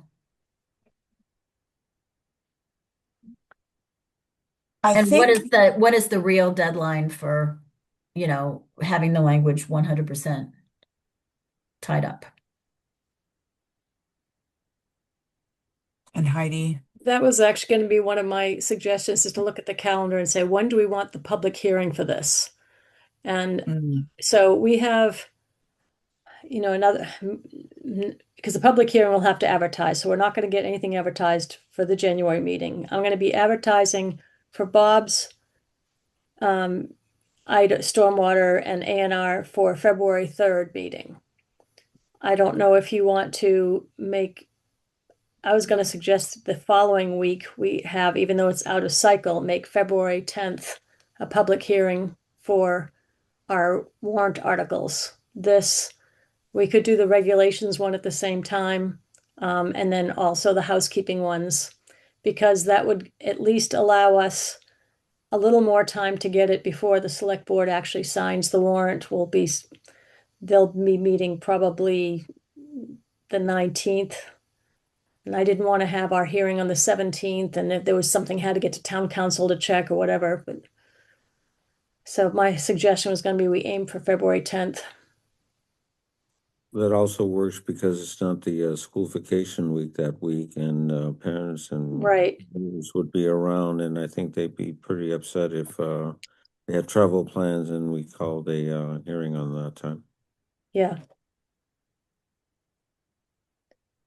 I mean, I could try for the hearing on February 3rd if you want it on the 3rd, the same night as the A&R. I think what we went through tonight with the A&R process is going to be what we go through on the 3rd. That was, I don't think we're going to hear too many new questions on it. So we could aim for the 3rd if you want to try that. If we feel like we need a little more time still working on it, which I think we're already got the bulk of it done right now, and I think that we'll have most of it set to by our February 20th meeting. I mean, January 20th.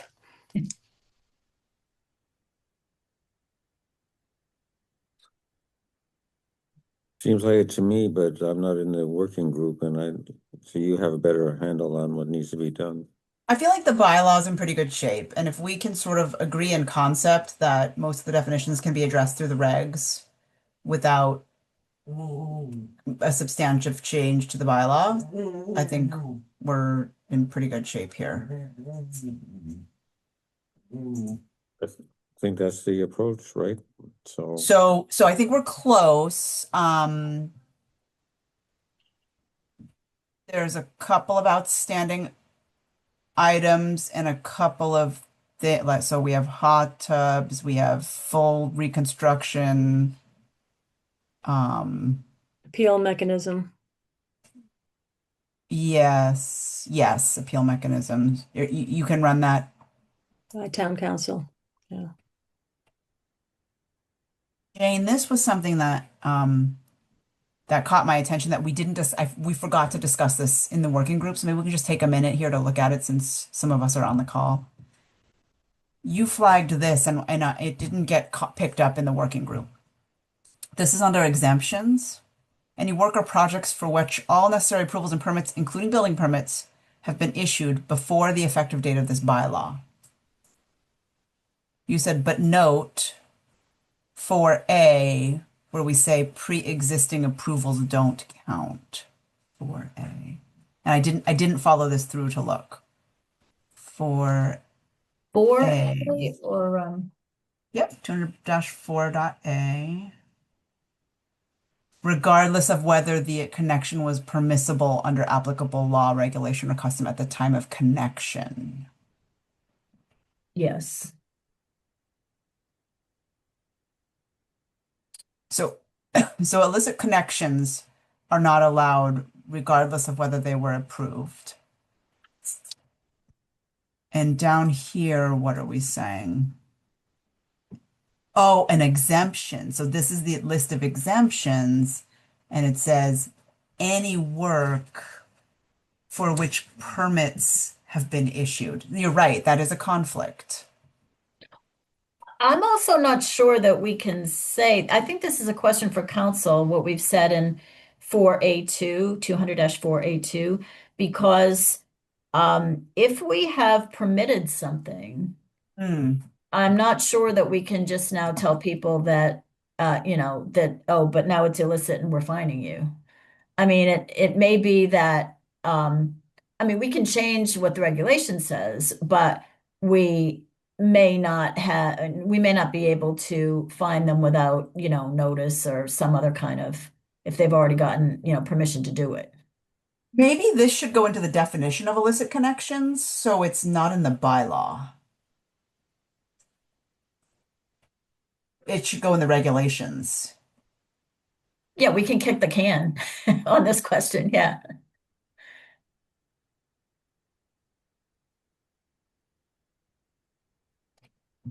I think that's a good idea, actually, because I think we need some input from council on this. I'm not sure we can just, well, we have to resolve the conflict one way or another, but I'm not even sure what our choices are in terms of resolving the conflict. Okay, so I just added it into our considerations for the definition of illicit connection here, and I'm going to delete it here.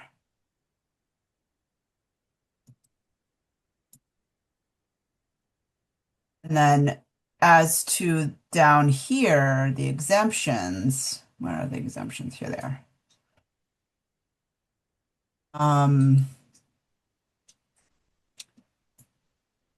Where all approvals and permits have been issued before the effective date of this bylaw, that is exempt from the stormwater bylaw, right? I mean, that's, Yeah.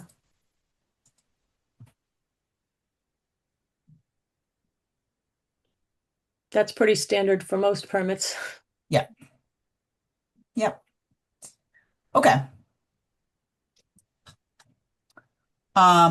Great. So most of this is done. There's just a couple of outstanding issues. So Joyce, you're going to look up swimming pools and hot tubs and soaking tubs, and you're going to look up major full reconstruction homes as opposed to new construction homes. Yes. Talk to Chris about that. Jane, you're going to send me some precedence language on definitions, making the regs supersede the Appendix A. And Heidi, you're talking to council about appeals process. Yeah, and I'll reach out to Jane and see if we can write down exactly what the questions we want to ask town council. And have we talked, maybe I missed it, about how we're going to talk about redevelopment and new development? Yeah, so the thresholds actually lay out, the thresholds of disturbance, and then for the major permit, there's a 1 acre or greater, 20,000 square feet or greater, new construction or full reconstruction homes. So the thresholds for new development and redevelopment, I don't think are needed in the regs anymore. I think I'm somewhere.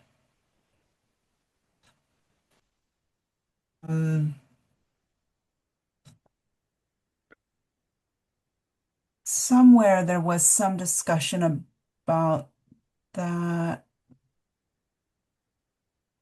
Okay, regulations.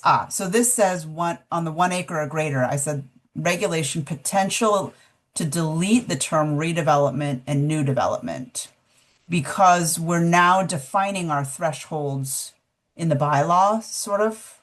And we don't otherwise use the term redevelopment and new development in the bylaw.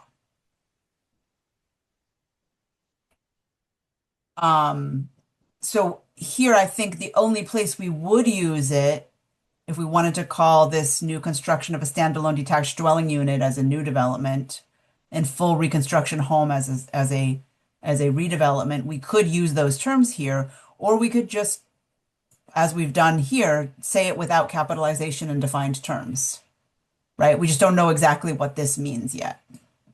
So that could be a definition. That kind of depends on what Chris Canny comes back with. If the building code already has a term for new construction of a standalone or detached dwelling unit as a new home or something like that, and then has a term that sort of gets to the idea of significant amount of work on the footprint of the foundation involving land disturbance, then I don't know.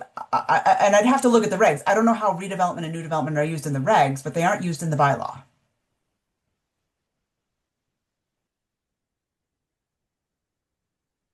So we may not need them.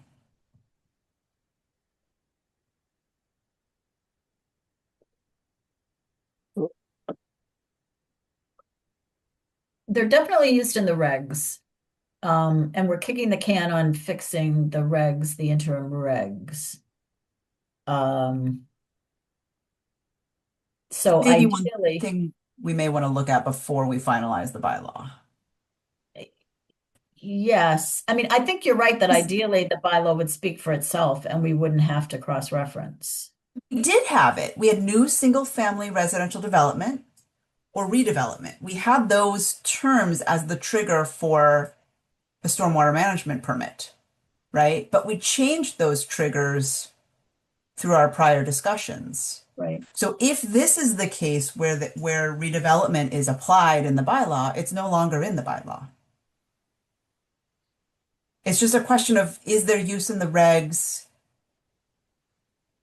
Could it be replaced by major permit and minor permit, these thresholds that we've defined in the So- as it's currently used in the regs? Not to prolong this, but what do you mean by it's no longer included in the bylaw? Because the place where we use the term redevelopment is stricken out. Read The it. Okay. bylaw used to say, Yep. a new subdivision, a new single family development or a redevelopment. Like these were the triggers for a Right. stormwater management permit. Right. Okay. And they're not in here anymore. They've been replaced with our new thresholds. So maybe that, and that's what I was trying to say here in my comment. We have the potential to delete the terms redevelopment and new development from the regs because they're not in use anymore. We've defined the thresholds here without calling it redevelopment and new development, which I think are really loaded terms. I really don't like using those terms because No, and they, they'd be more a use in doing the stormwater plan for in yeah, another definition, another in another application definition, exactly. that we don't need to worry about. I think so. So I guess, Jane, if you don't mind sort of looking at the regs and how they use the terms new development and redevelopment and see if we can replace those terms with our thresholds, either being minor permit thresholds or major permit thresholds or something like that. Yeah, I'm happy to do that. And my gut tells me that we can do what you're suggesting, but I do think that would require a little bit more language here to clarify what we're really talking about. Do you And mean that's full what we were gonna talk to Chris Canny about, right? Yes, exactly. That's, yep. Yeah. Yeah. I think new construction of a standalone or detached dwelling unit is okay. That, to me, that is clear what the trigger is. Yeah, the only thing I can think of that we had specified in both the new development and the redevelopment definitions that referred to some type of construction or a plan of construction that took place over time. And we haven't captured that aspect of things here in this language.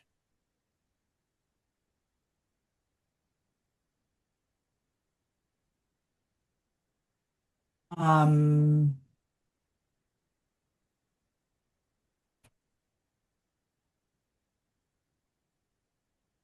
If we still think we need to do that.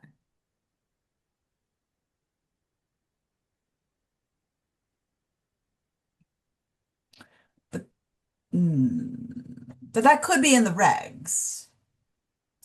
because I want to say stormwater bylaw. Well, didn't we in our prior bylaw add the things about changes like affordable counting units and things? So we did count that, we were trying to capture plans that were done over a period of years. So what Jane is saying, I think right now, someone could do one house, have it just be under, but there's a whole plan that they're going to do the next house Well, but and have there's that new under. construction of a standalone unit. If they do one house, that triggers a major permit. If it's a new house, I guess, yeah. But if they do, yeah. Yeah. But if they do a full reconstruction home and then add the basketball court later, Well, right? If they do an addition and it has a yeah. minor impact on the footprint and then save the basketball court for later so that they don't have to do a stormwater management permit, that's the kind of thing we would be trying to capture. I feel like I'm looking for the original thresholds document. Nope, that's not it. And just thinking about, some comments earlier in our prior discussion, what if somebody has a plan, they're building a house and then, they're going to do a barn down the line and they're going to do a horse stall down the line and they're going, how would that affect all of this? Well, again, new construction of a standalone, so the house itself would definitely trigger, but it wouldn't capture the barn. But then, So we're prepared yeah. to say that the barn itself would be evaluated according to these categories. The In other barn words, each itself, thing would stand on its own at that point. You wouldn't right? worry And about the plan of construction because each time you went to construct something, you would follow these guidelines. Is that what you're saying? well, what But I'm they, saying is that if you're building a house, you know, yeah, I mean, the example that Bob Murchison gave right now, he has a buyer who wants to build a house and the barn will come later, right? But they may not have designed the barn yet. So there may not be a plan. Like, I don't think we can preclude a property owner for doing a small improvement in the future because they did a big one today, right? I don't know that we can. I think what you're saying is the first one's a major permit with the new house. If they did Yes, something else, the standalone one's going to be a minor permit, but yet it would have been part of a major permit with more controls on it had it been planted at right, the same time. And right. I don't think you can really stop it, like, because I don't think you like, what's the point? Is it 3 years? Is it 2 years? I think we're just stuck with standalone. This is still better than what we had right now. That barn would get nothing. At least it would get a minor. Yeah, I also think that's okay. I mean, as long as it's not a scenario where people are able to string together small projects to avoid getting, you know what I'm saying? Whereas if it was a whole project, it would be covered. Which I Right. don't think we don't seem to have that situation. I think it would be more Yeah, I likely if think, somebody would have done the big one and then everything else is sort of piecemeal, and that's fine. yeah, Yeah. I tend to agree with that. I think adding the construction of a unit under major permit is really important and it does help to capture a lot. And if Yeah. somebody decides they're going to build the house now because they have the money and they're going to build the barn later after a couple of years go by, I don't know that we can regulate their stormwater on the barn if they're not building it right away. Yeah. Um, if we, that's not to say, I mean, if we see it on a plan, we could make requests. We could issue the stormwater permit with conditions, right? I mean, we could think about it as part of the project, right? I mean, because the whole thing is that, So, so if it shows up on the plan, you're going to right, account for it now. It doesn't Right. matter if that's they're going to build it 5 years from now. right. If it shows up on the plans, it will get accounted for. But if they don't even have it on their plans, it's Then hard to, there's nothing you can do I think, yeah. right. Yeah. And unless at the it And time triggers of another. moving in, they may not want to build a barn. Right. They may that may decide end not up to. happening as as the kids grow up and all of a sudden, there's a whole new interest in life. I think you can only go so far. Yeah, that's what I'm trying to say. okay. If we're willing to accept that, I think that makes things a lot easier in terms of the drafting. I think having new construction of a standalone home under major permit does it for me in terms of like if they then decide to build a small thing here and a small thing there that's not big enough for these thresholds, that's any property owner's right. That's the same right as I have with my house today, right? So what if Um, they do it like within 2 years? I mean, Do we just say, okay, well, okay, now just infiltrate the roof runoff from whatever you're building if it's within a certain time frame, and beyond X number of years, it's considered a new project separate from the original. Because what you don't want to, I mean, I'm not trying to prolong discussions here, but let's say that people catch on and they say, okay, if I don't put the barn on now, I don't have to deal with it now. I can bypass the stormwater and just build it. Say I'm going to build it separately. And then when I've finished my house and my driveway, then I'm going to go get my permit for my barn. Um, and maybe it's just, 2 years, past that, or a year even. Which Just people something to will think, do, just something to think undoubtedly. about. Mhm. Right. Yeah. Right. But I mean, what would you ask for more? You might say keep the erosion control up, and you might say infiltrate the roof runoff. It's not like, maybe you wouldn't ask for more than that.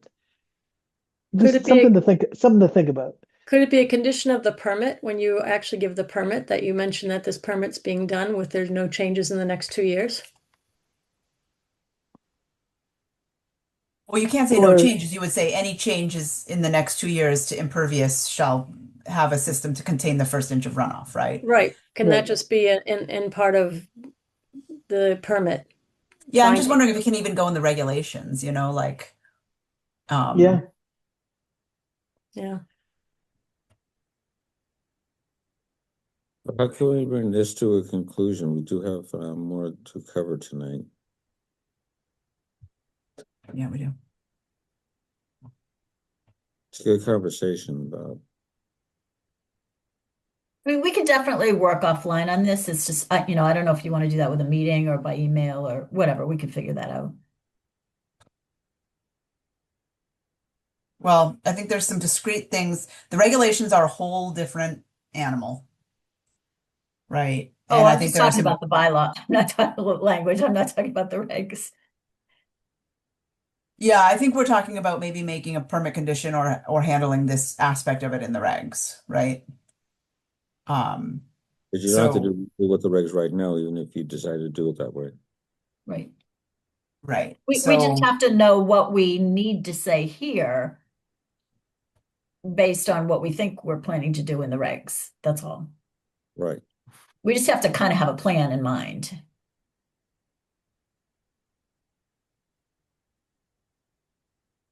Because they feed off each other, right? So we have to have some idea of, okay, this is what we're going to say in the bylaw, but we're going to cover it in the regs. We have to have some general idea about how we're going to do that and be confident that it will work And we have before more, we finalize this language.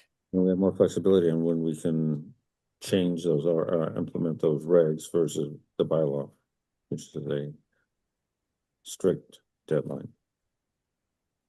This could also be part of the zoning bylaw review later on and have it be, if something comes up, say, the more we thought about it, we tweak this again.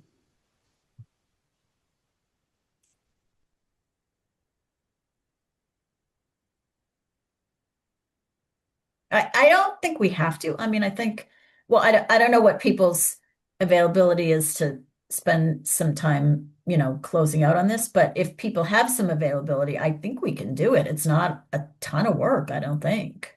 I mean, we say additional requirements are in the regs. So a requirement of a major permit could be that any impervious surface added within 2 years, first inch of runoff must be managed, right? That could be an additional requirement in the regs. Mhm. So I'm going to put a comment here because I'm cataloging a lot of those regs comments on the right margin here. So January 6th, plan board discussion requirement in the regs that any additional impervious surface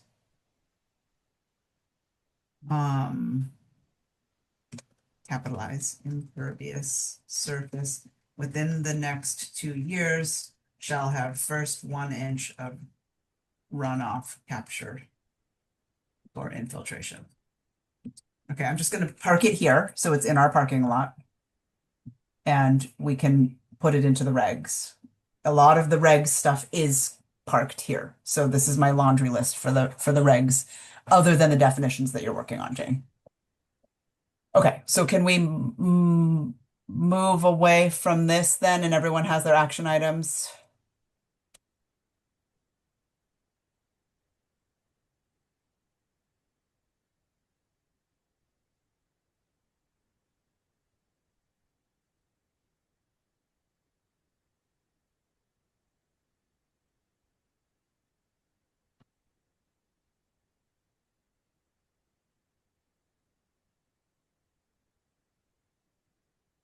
Or reconstruction? Okay. Just making notes of, all right, so let's go to the, oh, I wasn't even sharing when I was talking about parking it over here. It's the comments on the right was what I meant. All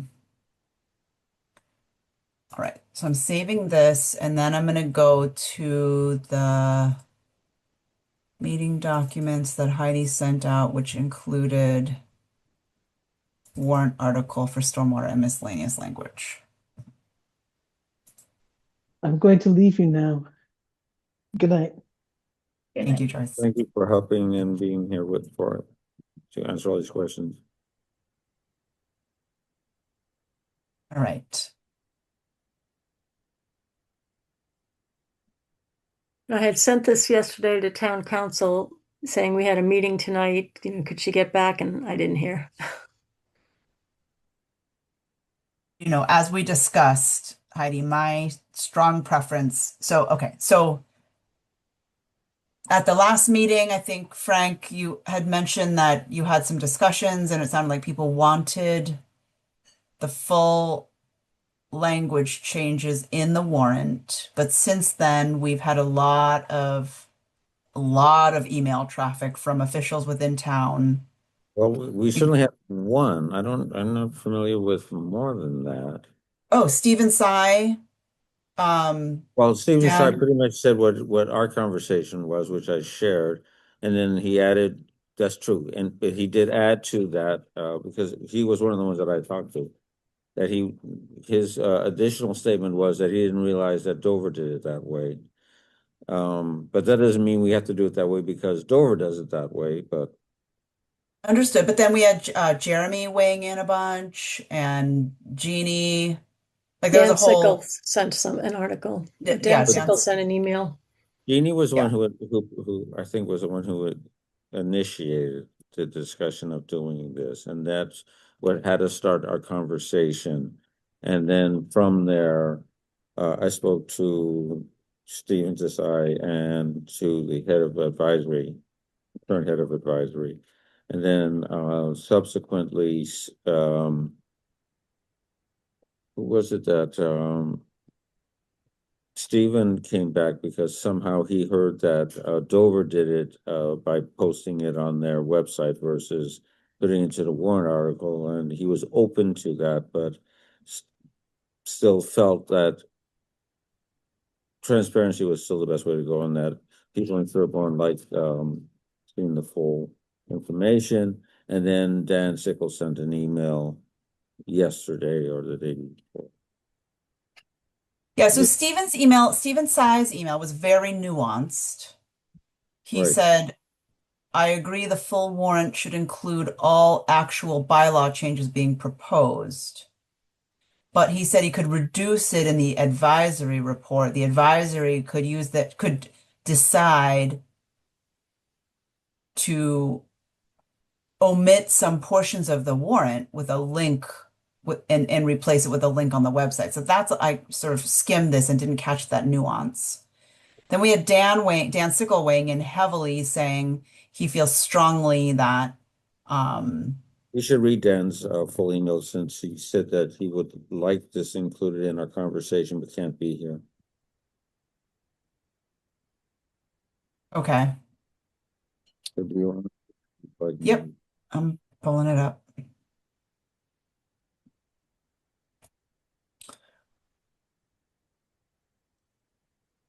So Dan said, hello, planning board. We didn't want to forward this out of context to the whole planning board because there were so many emails on it, and we didn't want to then have to go back and forward all the emails.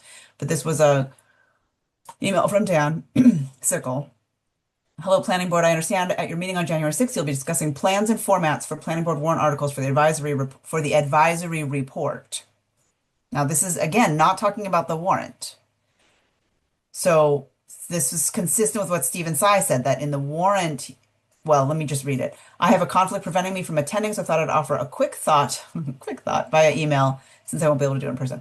As former advisory chair, I've had lots of exposure to the advisory report. And my sense is that for articles with long text and considerable strikeouts and additions, it would work to include the essential and relatively brief key language of the article in the report, with a link to the full text of the changes with strikeouts and additions on file with the town clerk. The links could be provided as QR codes, so it would be easy for residents to find the full text before and during town meeting. Last year, the advisory report included QR codes, so it wouldn't be a big deal to do that. Proceeding that way would shorten the full advisory report, make the report easier to navigate. It would also save some on printing and mailing costs. While the dollar amounts are not huge, the town is likely facing a Prop 2.5 situation in the not distant future. It seems like we should be looking for places to save. Perhaps more importantly, proceeding that way may also make it administratively easier to deal with later breaking changes to the text of articles. Changes could be made to the copy on file with the town clerk, perhaps without necessitating the select board reopening the warrant. So he is calling the warrant and the advisory report the same thing, whereas Stephen Tsai was more nuanced and said the warrant should include every change, but the advisory report could omit some of that language. One of the problems is that there's not a great cell phone signal, and at the DS auditorium where we'll be, Mudge Hall. And so if you're waiting until that evening to open this up, and you have a pretty long document with a lot of strike-throughs and a lot of changes, and you're trying to listen with one ear as you're trying to read with the other, it's not really a good way to try to understand and follow through on this. Whereas reading it, at least you have it there in front of you, and you can look at some of the things or the certain sections that you would want instead of trying to find it by skimming through a website. I mean, So it's interesting because Jeremy's email says, in my opinion, it'd be best to minimize language in the warrant, use the Dover example, but include the full language and changes in the advisory report. And then Stephen Tsai goes on to say, I agree the full warrant should include all actual bylaw changes being proposed, but for the advisory report, the committee could omit some portions of the warrant with a link to the full warrant on the town's website. So Jeremy and Stephen Tsai are saying opposite things. Now, Heidi, I think, have you spoken with anyone else on this? So Stephen Bonder was at town hall yesterday, and I asked him, I said, I wanted to clarify what his position was on it. And he feels there were two issues. And when people say warrant, people are getting confused when they talk about what's the warrant. Is it what's sent out to the people, or is it the language, like the top part that you see? And he feels that the actual warrant language that the select board votes on should be smaller and not have the changes that we went back and forth. They should not have to go open it and close it. That it could refer to an article, and that the advisory report that has can have more detail and information on it, again, have some highlights, maybe, but that they may not even have to list every single thing out if some things are some minor parts, and again, refer, especially some of the housekeeping administrative things, can be on file with the town clerk or online. So I think from talking with Dan, too, there was some frustration with us coming back and say, oh, can we have you open it and we want to do it, and can we make a motion at this to change it at the advisory hearing? That's why Dover's and Natick actually does the same thing.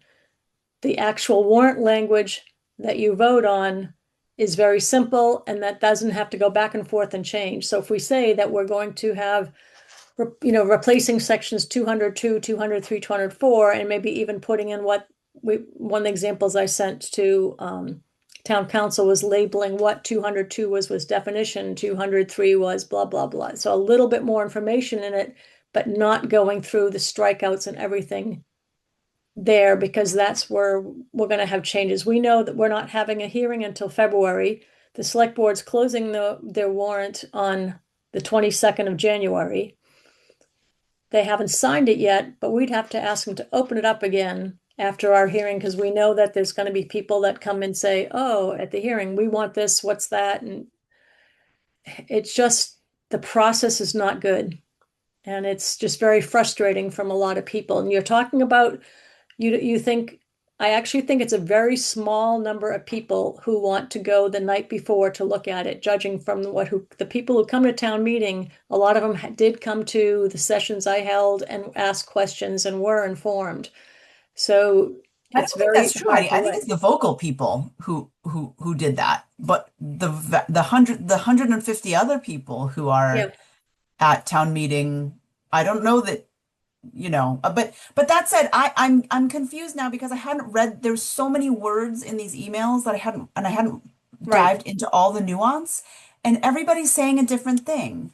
And I And mean, then, and they're even also changing what they said. I mean, I spoke to Stephen Bonder, and he, now from what Heidi is saying, is different than what he mentioned to me. He talked about full transparency and a few extra additional pages for the ability to be able to see exactly, and that people aren't necessarily going to in advance go to a separate website until the day before, or even the day of, or the evening of. And now, so I don't know. I think it's our choice. also, like Jeremy pointed out in his email, please recall that the warrant is different from the advisory report. They are different documents. The advisory committee publishes the advisory report. This is what is mailed to all the residents.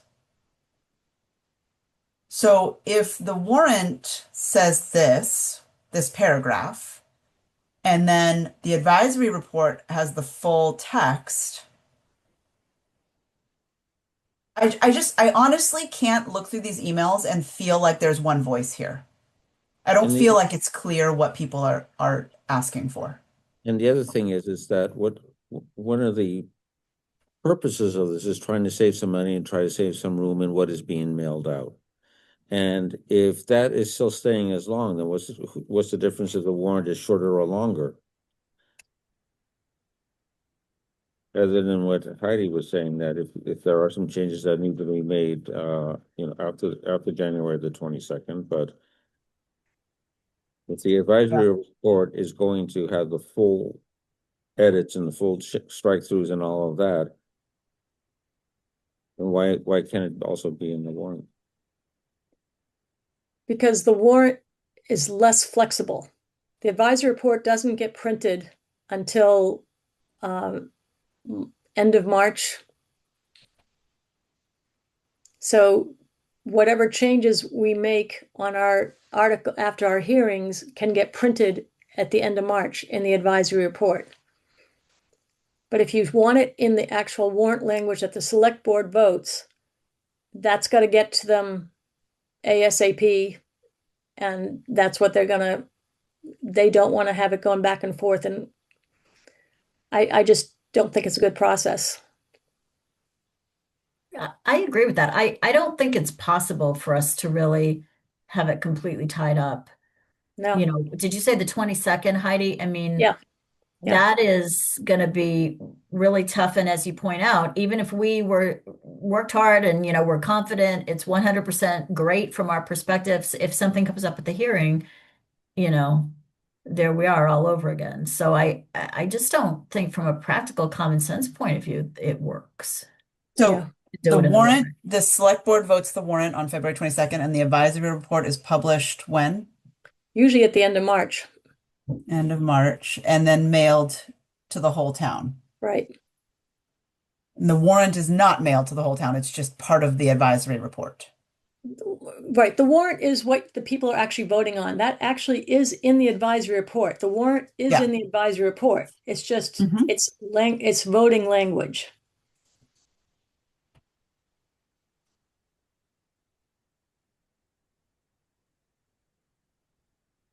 So are you saying that what we should do is put a paragraph of what the intent is of what it is that we're trying to do, what sections we're changing, and not be specific in the changes itself, but state why the changes are being made, and then have posted someplace, presumably on the town's website, obviously on the town's website, the actual changes that people can go and look at. And then we can then again during the various meetings that we have with advisory and the select board, discuss that level in detail with what that is, which is different from what is then being in the warrant and what's being sent out to the Right. Just because then let's say section 204, we change something and we have terms that We get change, it. we got Heidi, something we in there. totally understand the language flexibility issue. But Okay. what I'm saying is that we're hearing very different opinions from different elected officials here. So I hear that Jeremy is saying minimize the language in the warrant, include the full language in the advisory report. Stephen Tsai is saying the warrant should include all of the actual bylaws being proposed, but the advisory report can be reduced to save printing costs. Those are two completely different stances. So And we, then Right. we and then we Yeah. have and then we have Dan saying reduce what's in the warrant to save printing costs, but that doesn't compute because what's printed is the advisory report. So I'm not getting a straight answer out of this. we I can't make understand. everyone happy. I think that's the answer. We cannot make everyone happy, so we have to decide what we think is best. And I think we're hearing that we can't do it in the warrant because it just doesn't work time-wise. Personally, I think the advisory committee, the current advisory committee, should decide what they want in their report. I mean, we can offer them different options, but The I full think they text, should just if they want it. decide what they Yeah. want. And Yeah. then I think we have flexibility on what we can make available, through the link. It doesn't have to just be the strike-throughs. We could have sort of, an executive summary first for people who just want to understand. Because people, to your point, people like different things. Some people just want to know what's changing substantively. So we could have a link to an executive summary that just says, here's what we did and here's why we did it. And then we could have, in addition to that, we could have a link to every single strike-through. But anything that, requires people or gives people only one option, which is to stare at pages full of strike-throughs, I don't think that's a good choice because I think 99% of people are going to look at that and think, oh God, what are they doing? They're just going to be frustrated.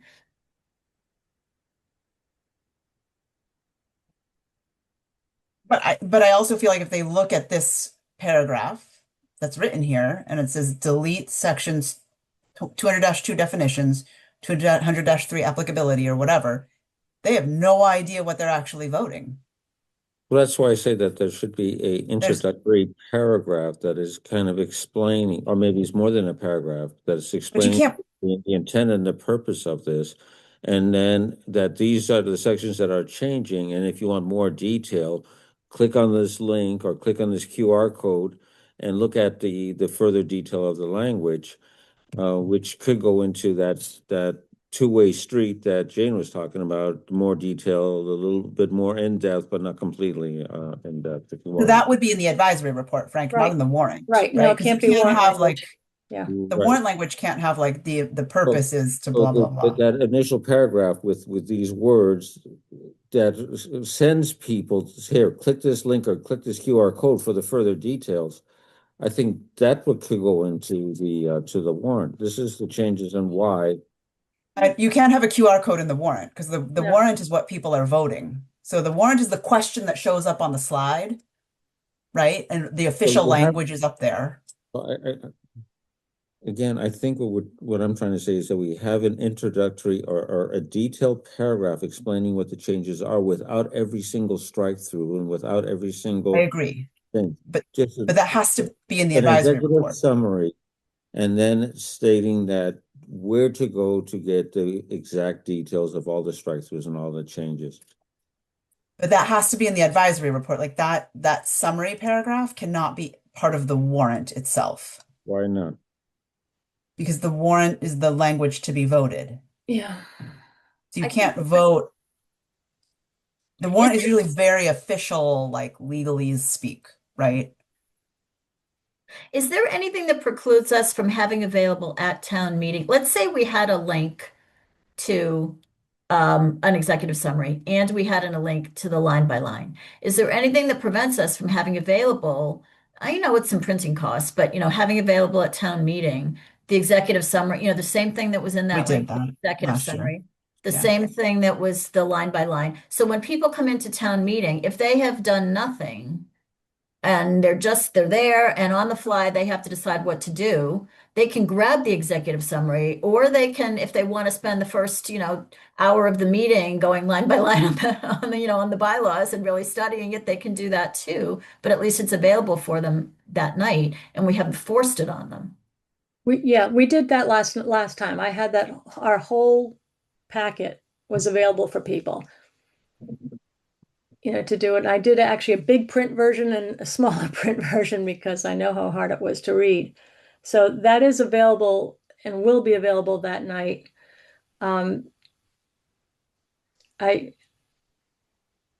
I think that, one thing, and I didn't send it out because I was really hoping to hear back from town council. What I had asked to, the last one examples I'd sent, if I have it here, her, was I was spelling out what those sections were. Section 200, which dealt with this, or, this dealt with, like land disturbance. Another one dealt with illicit discharges, and, just at least giving them the titles of what they were, so they knew what the topics were. That's something I feel we can hand right now to the select board to say, yes, these are the topics of the things that we're looking to change. And then the details will be, and say, available at the town clerk's office and online. I mean, honestly, I didn't think that added that much because it's the entire bylaw. It's every section in the bylaw minus 1 and 7, right? Right. So, Right. so I don't think that adds that. I have always, like what Frank is saying about having like an accessible sentence that says the purpose of this bylaw is to expand regulation from the MS4 to all town drain systems, wetland resource areas, public streets, and town right of ways, right? Like that, like in a nutshell, and improve enforcement, right? Like in a nutshell, Yeah. that is what the bylaw does. Yeah. But we can't put that into the warrant language, right? I think you might be able to put that into the warrant language. I mean, that's why I'd want to ask town council is could we say that? Because that's what you're voting on. But that wasn't in any of the versions that you sent to town council, right? If you just put not your one section like that, no. Right. I mean, because what I was trying to do was summarize the intent. Yeah. Not the individual section names that are changing, which doesn't really mean anything. But it's like, how can somebody understand what is trying to be changed here? So you're saying a sentence, sorry, we've talked like 100 times in circles on this, Heidi. I thought you were saying that could not be in the bylaw. Like that sort of like I don't know if it can. I was summary. hoping to have a conversation with the town council and get some back and forth on it, and it didn't happen. So I didn't get an answer tonight. But I agree that would be the ideal solution, is to have some explanation, and I don't see why you can't put that in there if we're not going to have the whole thing, but have some type of just exactly what you said, what the intent was. And these sections are the ones that are going to be amended. And yeah, Okay, but that until wasn't I what can- was asked to town council. Yeah. Yeah. In terms of like, do you want me to write something up that you could ask to town council? Because That- that's not what yeah. was in your email. Yeah, no, Okay. that'd be great. Okay. Yeah, the way you phrase it, stuff was really good. And it may need another sentence or two beyond that, but at least it covers it in a nutshell, what you just said. What would you add to it though? I'm really hesitant to add purpose language into a warrant article. It seems really out of place to me. So I'm curious, what else would you add to it, Frank? I'd have to kind of see what you wrote again to see what we would add, what, if anything, we would add. But I mean, the only other thing I could think of is why in the world are we changing it? And I think one of the reasons we're changing it is because we're being required by the state to change it because it's inadequate the way it stands now. We're not being required by the state to change this for sure. We have what the state needs, which is the regulation of the MS4. What we're trying to do is expand that to include the town's interest as well. Okay, we can even say that the state asked us to fix the regulations and we wanted to use this bylaw to expand it to the rest of the town since there's so little of the town that is in the MS4, yet this is an important aspect to the various waterways in our community. Wells, lakes, rivers, ponds, wetland areas, and so forth. See, that to me is what should be an advisory report giving an explanation about the article. But I don't think it's the voting language. And Steph, if you want to write something up, let's start there. Let me just see what town council says, how much they feel, what could be in voting language. And I think at this point, we have another meeting right before select board meets on the 22nd.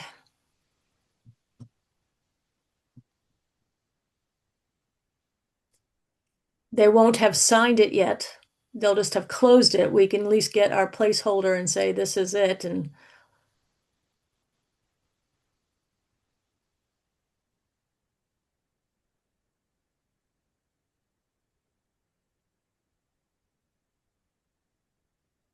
Okay. Trying to put something in to email. So, I'll send an email to Heidi and I'll include Frank and Jane just because you guys have been integral on this particular stormwater bylaw, and I just don't want to do the whole board because I don't want to get into public meeting issues. So just me and Frank on the board for that. And I'm gonna send the language as well as just sort of like I'm gonna characterize some of the confusion that I've seen in the emails, just because I think that that's relevant to this conversation, and I'm just trying to understand what we can do. So,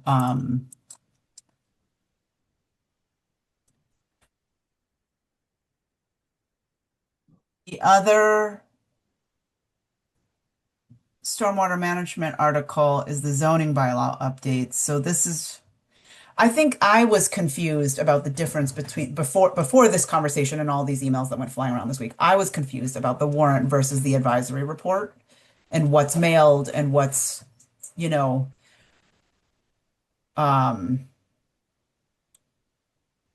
and what's permissible to include in one versus the other. I think it was just a point of confusion for me. I thought the warrant was what was mailed to the town. So I'm still confused, but we'll move on. Can you guys see my screen with the miscellaneous zoning bylaw updates? Yes. So here now we have delete in its entirety, amend the footnote, like what's the plan for this one? this follows the same format that we did last year. That the actual thing that we're voting is the actions that we're taking, deleting and amending. and given the very specifics below. These were small corrections, so it wasn't huge amount of text. So you kept it in its entirety I kept it in its entirety because its entirety wasn't that big. or confusing? Yeah. I agree with all of that, but I have to say that I think that the language of the first paragraph is extremely difficult to follow. And I had made some suggestions to Heidi that I don't know, Heidi, if you want to discuss that with council. It's clarifying suggestions. It's not, changing the substance. Yeah. I did have one substantive question about the first paragraph, but most of it is just, to separate out that we're doing, 5 or 6 different things here, and rather than just stringing them all together with words where it's hard to even tell, where something ends and where something begins. Some of the schedule of uses, it's a small point, but that's not really technically what the thing is called in the document. And then I think we need an intro line that says the new language will read as follows, because otherwise we just have this stuff thrown on the page that, we don't know if that's the old language, the new language. I think we need to specify this is the new language. This is how it now reads. Will now be. Well, there is a precursor in this whole thing when you do it, that strikeouts as the old language, and the bold is the new language. So this is the format they've used, and that's why I was following the The same warrant format. had all of this like stuff in it too. The warrant itself had all of this in it. Last year, yeah. Last year we had all those sections and we showed Yeah, each all thing the detail. Yeah. All the, Yeah, Yeah. I'm just confused again about what's in the warrant and what's in the advisory report because I The don't. warrant had all of it in it. So the advisory report is the warrant plus an explanation from them. But it's the full warrant. This was in the full warrant. Yeah.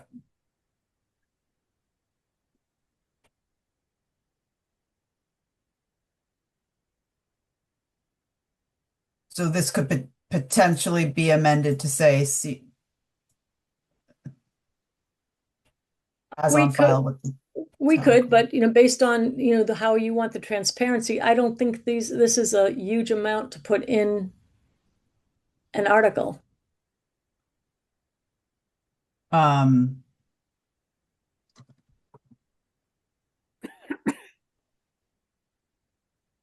where the other thing though that we have to add into here is the special permit ADU.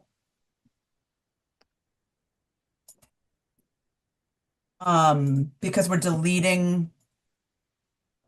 The low moderate income, do we want to even call out that you can? Addie Mae felt very strongly in our last meeting Okay, that so I wasn't there for that one. Okay.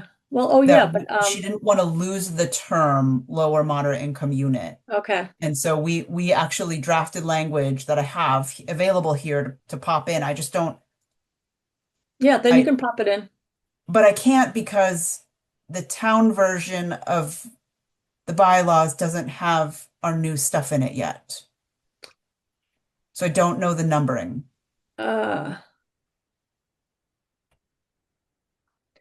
Put it in now with a place like so that it, and just with like put parentheses around the area where it's going to have the numbering. Okay. It would Because probably that too, be, it's after the schedule of uses, right? yeah.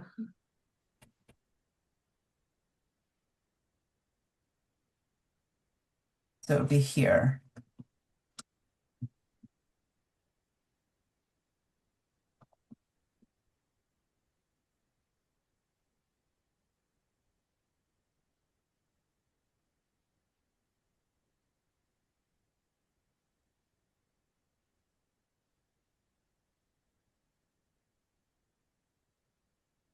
I need to take a break. I'll be right back.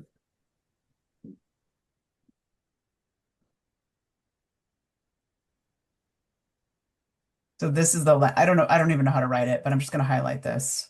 Mhm.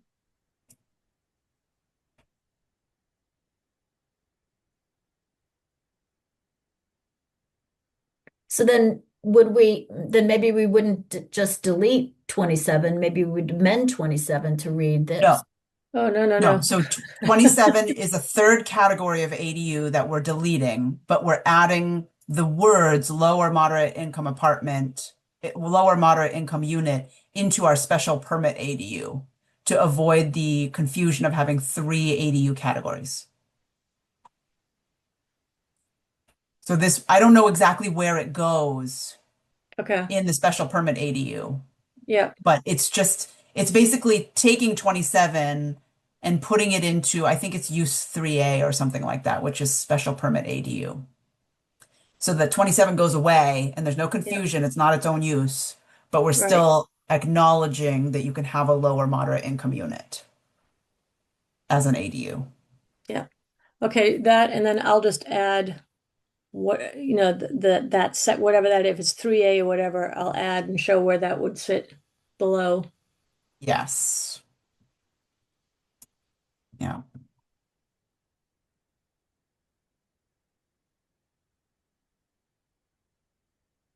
Oh, no, the table of use doesn't change. Oh, it's maybe, I don't know if it's listed in the schedule of uses. Is it? Yeah, Yeah, I think it I'll is. look and see. I'll have to go back, look last year's what we had it. But we're not changing the schedule of use of it. We're only changing the definition of it or Right, yeah. right. So I don't think it's in schedule of use or table of use. I don't think there's any changes to those sections. Okay, But there might be sort of like this, right? Where you add a right, sentence to the end of right, something. right.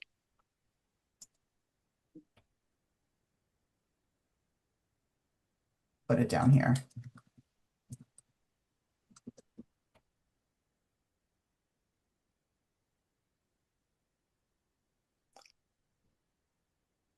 So I mean, last time our housekeeping was several pages long. This one is really going to just be a page and a half, a page.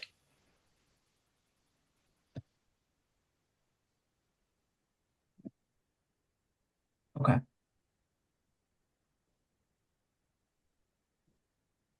Uh,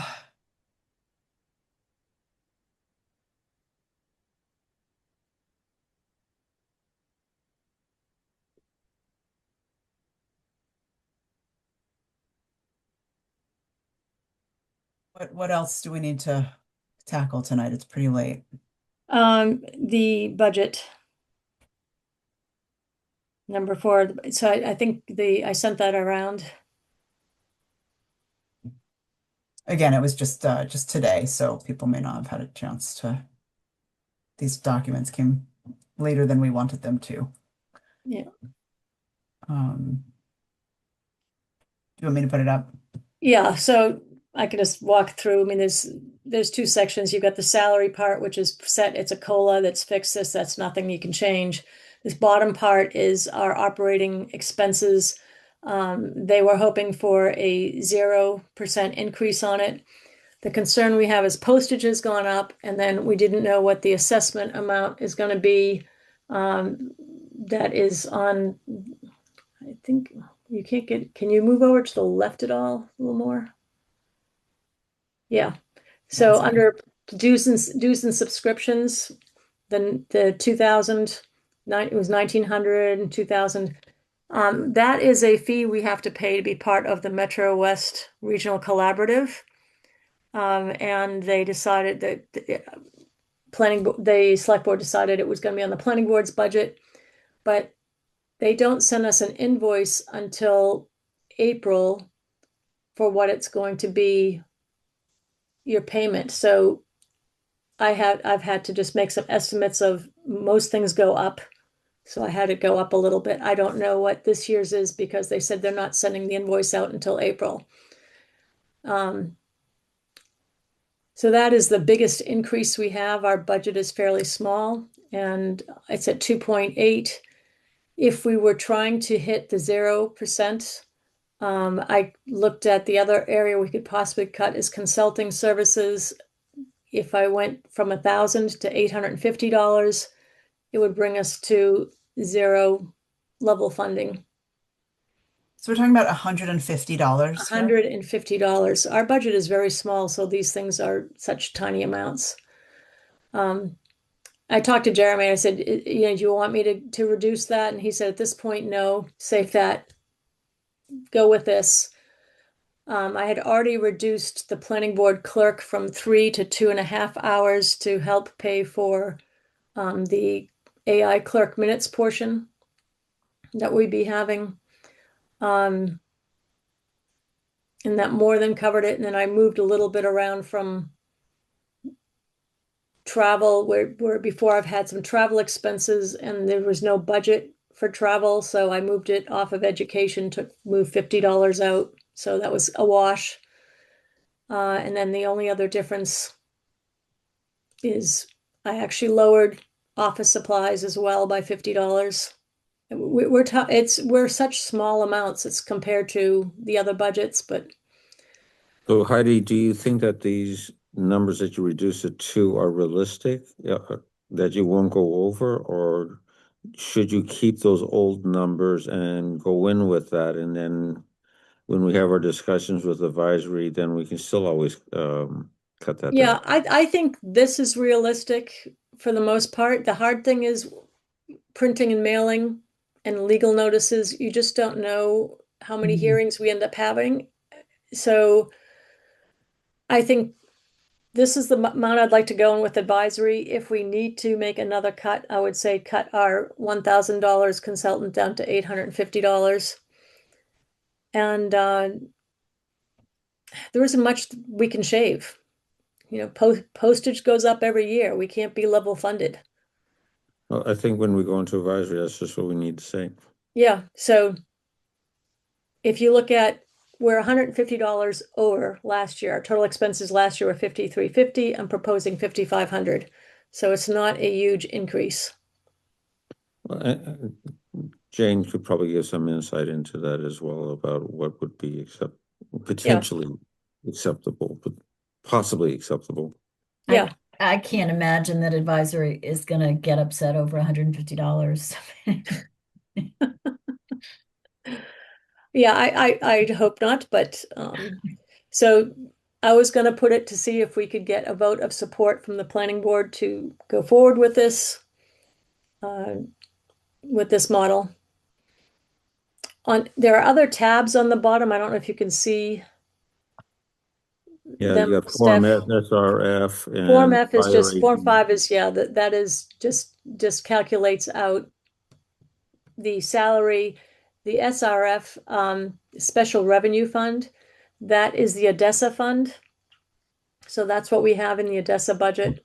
It's 50,000. It's really belongs more under DPW, not under planning, because we don't really have any say of what they're going to do. So we're probably going to get that moved. DPW is probably going to get that line item to them because I talked with Deb and I said, you know, we don't allocate from it. We don't know what funds they're going to use. And then prior capital ATM, the capital items, that is the 75,000 that we got for zoning bylaw and mapping. So that's what our different pages are.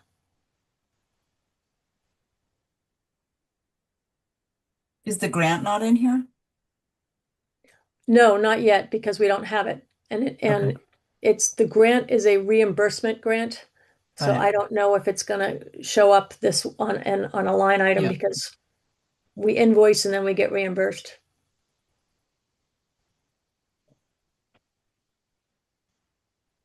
If you go back to the expenses, Heidi, I apologize. I was gone for a few moments from the beginning of your discussion, but how much did you shave out of this to get it to this number, to this percent?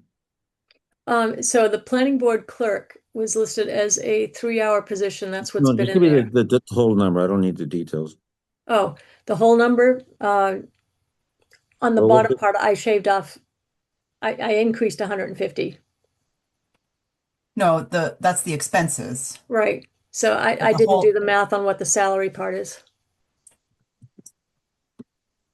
Because you were saying that there was a number that you had before you said, okay, I'm going to reduce this because of this. I'm going to reduce that because of this, because I'm trying to reach 2.8. What was the percentage before you reached the 2.8 roughly? Was it 3 point? 2 or something like that? Yeah, it was about 3%. I'm thinking we should go on with that number, if it makes sense. But Frank, that's this one being 3%, you're saying? Yeah. But that's only like Because an extra $20, isn't it? It's not much money. I think this is just Fif- fine to 50 leave it as bucks. is. Yeah. Psychologically, they're gonna see it as getting lower. The letter to it is that they wanted you to be level funding, so they wanted that number to be 0%.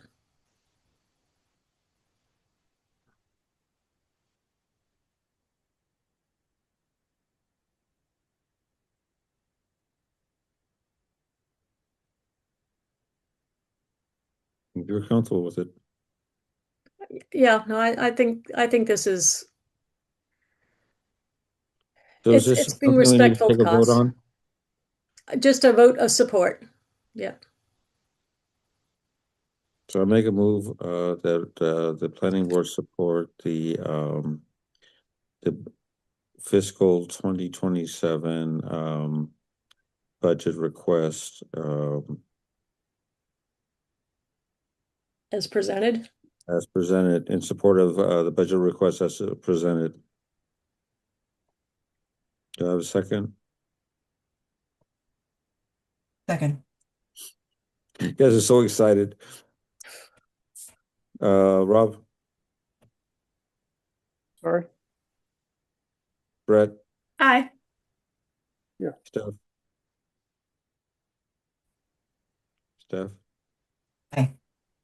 Aye, Frank Hookham, and I as well. Thank you.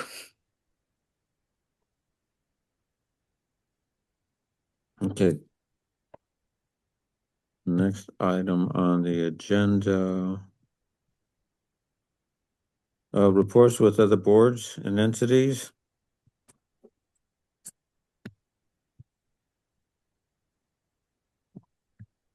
Hearing none, town planner report. I'll just do the quick update on the zoning bylaw review. We finally got the state contract in place, and we're working right now with the consultant and with an attorney's law firm group.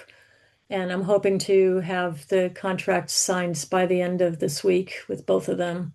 And hopefully starting in the next week or so on getting that project going.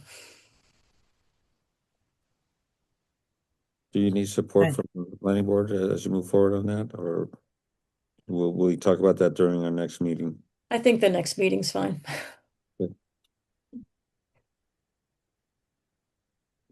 Any other business to discuss this evening? Wonderful. That was quite a bit of work tonight. Good job, all. Thank you so much for coming into 2026 with full vigor and full effort. Have a wonderful evening. I make a motion that we close this meeting of the planning board January 6th at 9:49 p.m. Do I have a second? Oh, actually, should we talk about next meetings? Because that was the one thing I want to make sure. Do we want to keep it Zoom? Yeah. Okay, so the next meeting is going to be on the 20th. And then we have February 3rd. And then are we going to hold a hearing February 20th? February 10th. Is that agreed upon?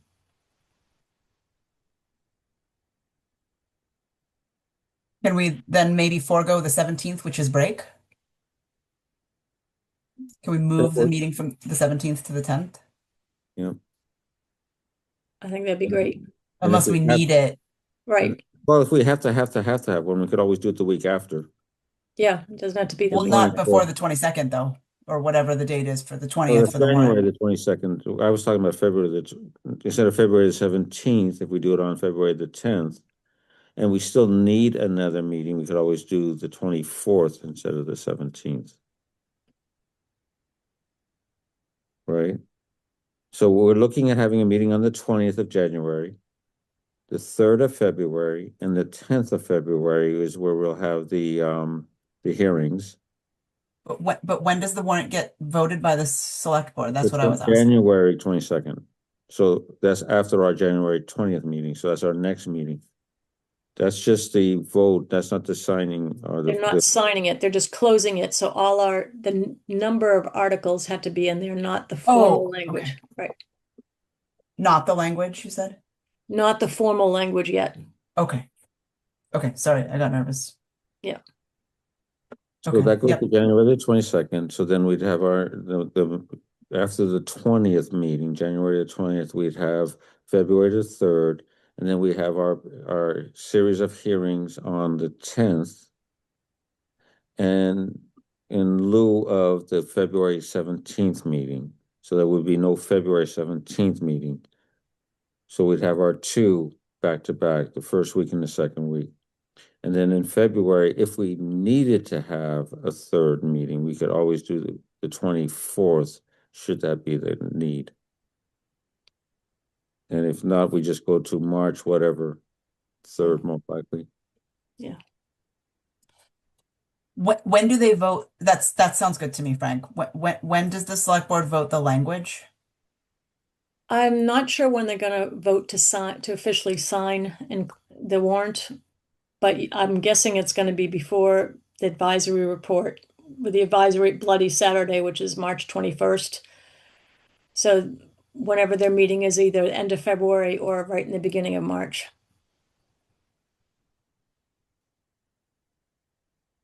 Okay, I thought I'm so okay. So you can breathe. That's more flexible than I realized, but Yeah. okay. So you can breathe.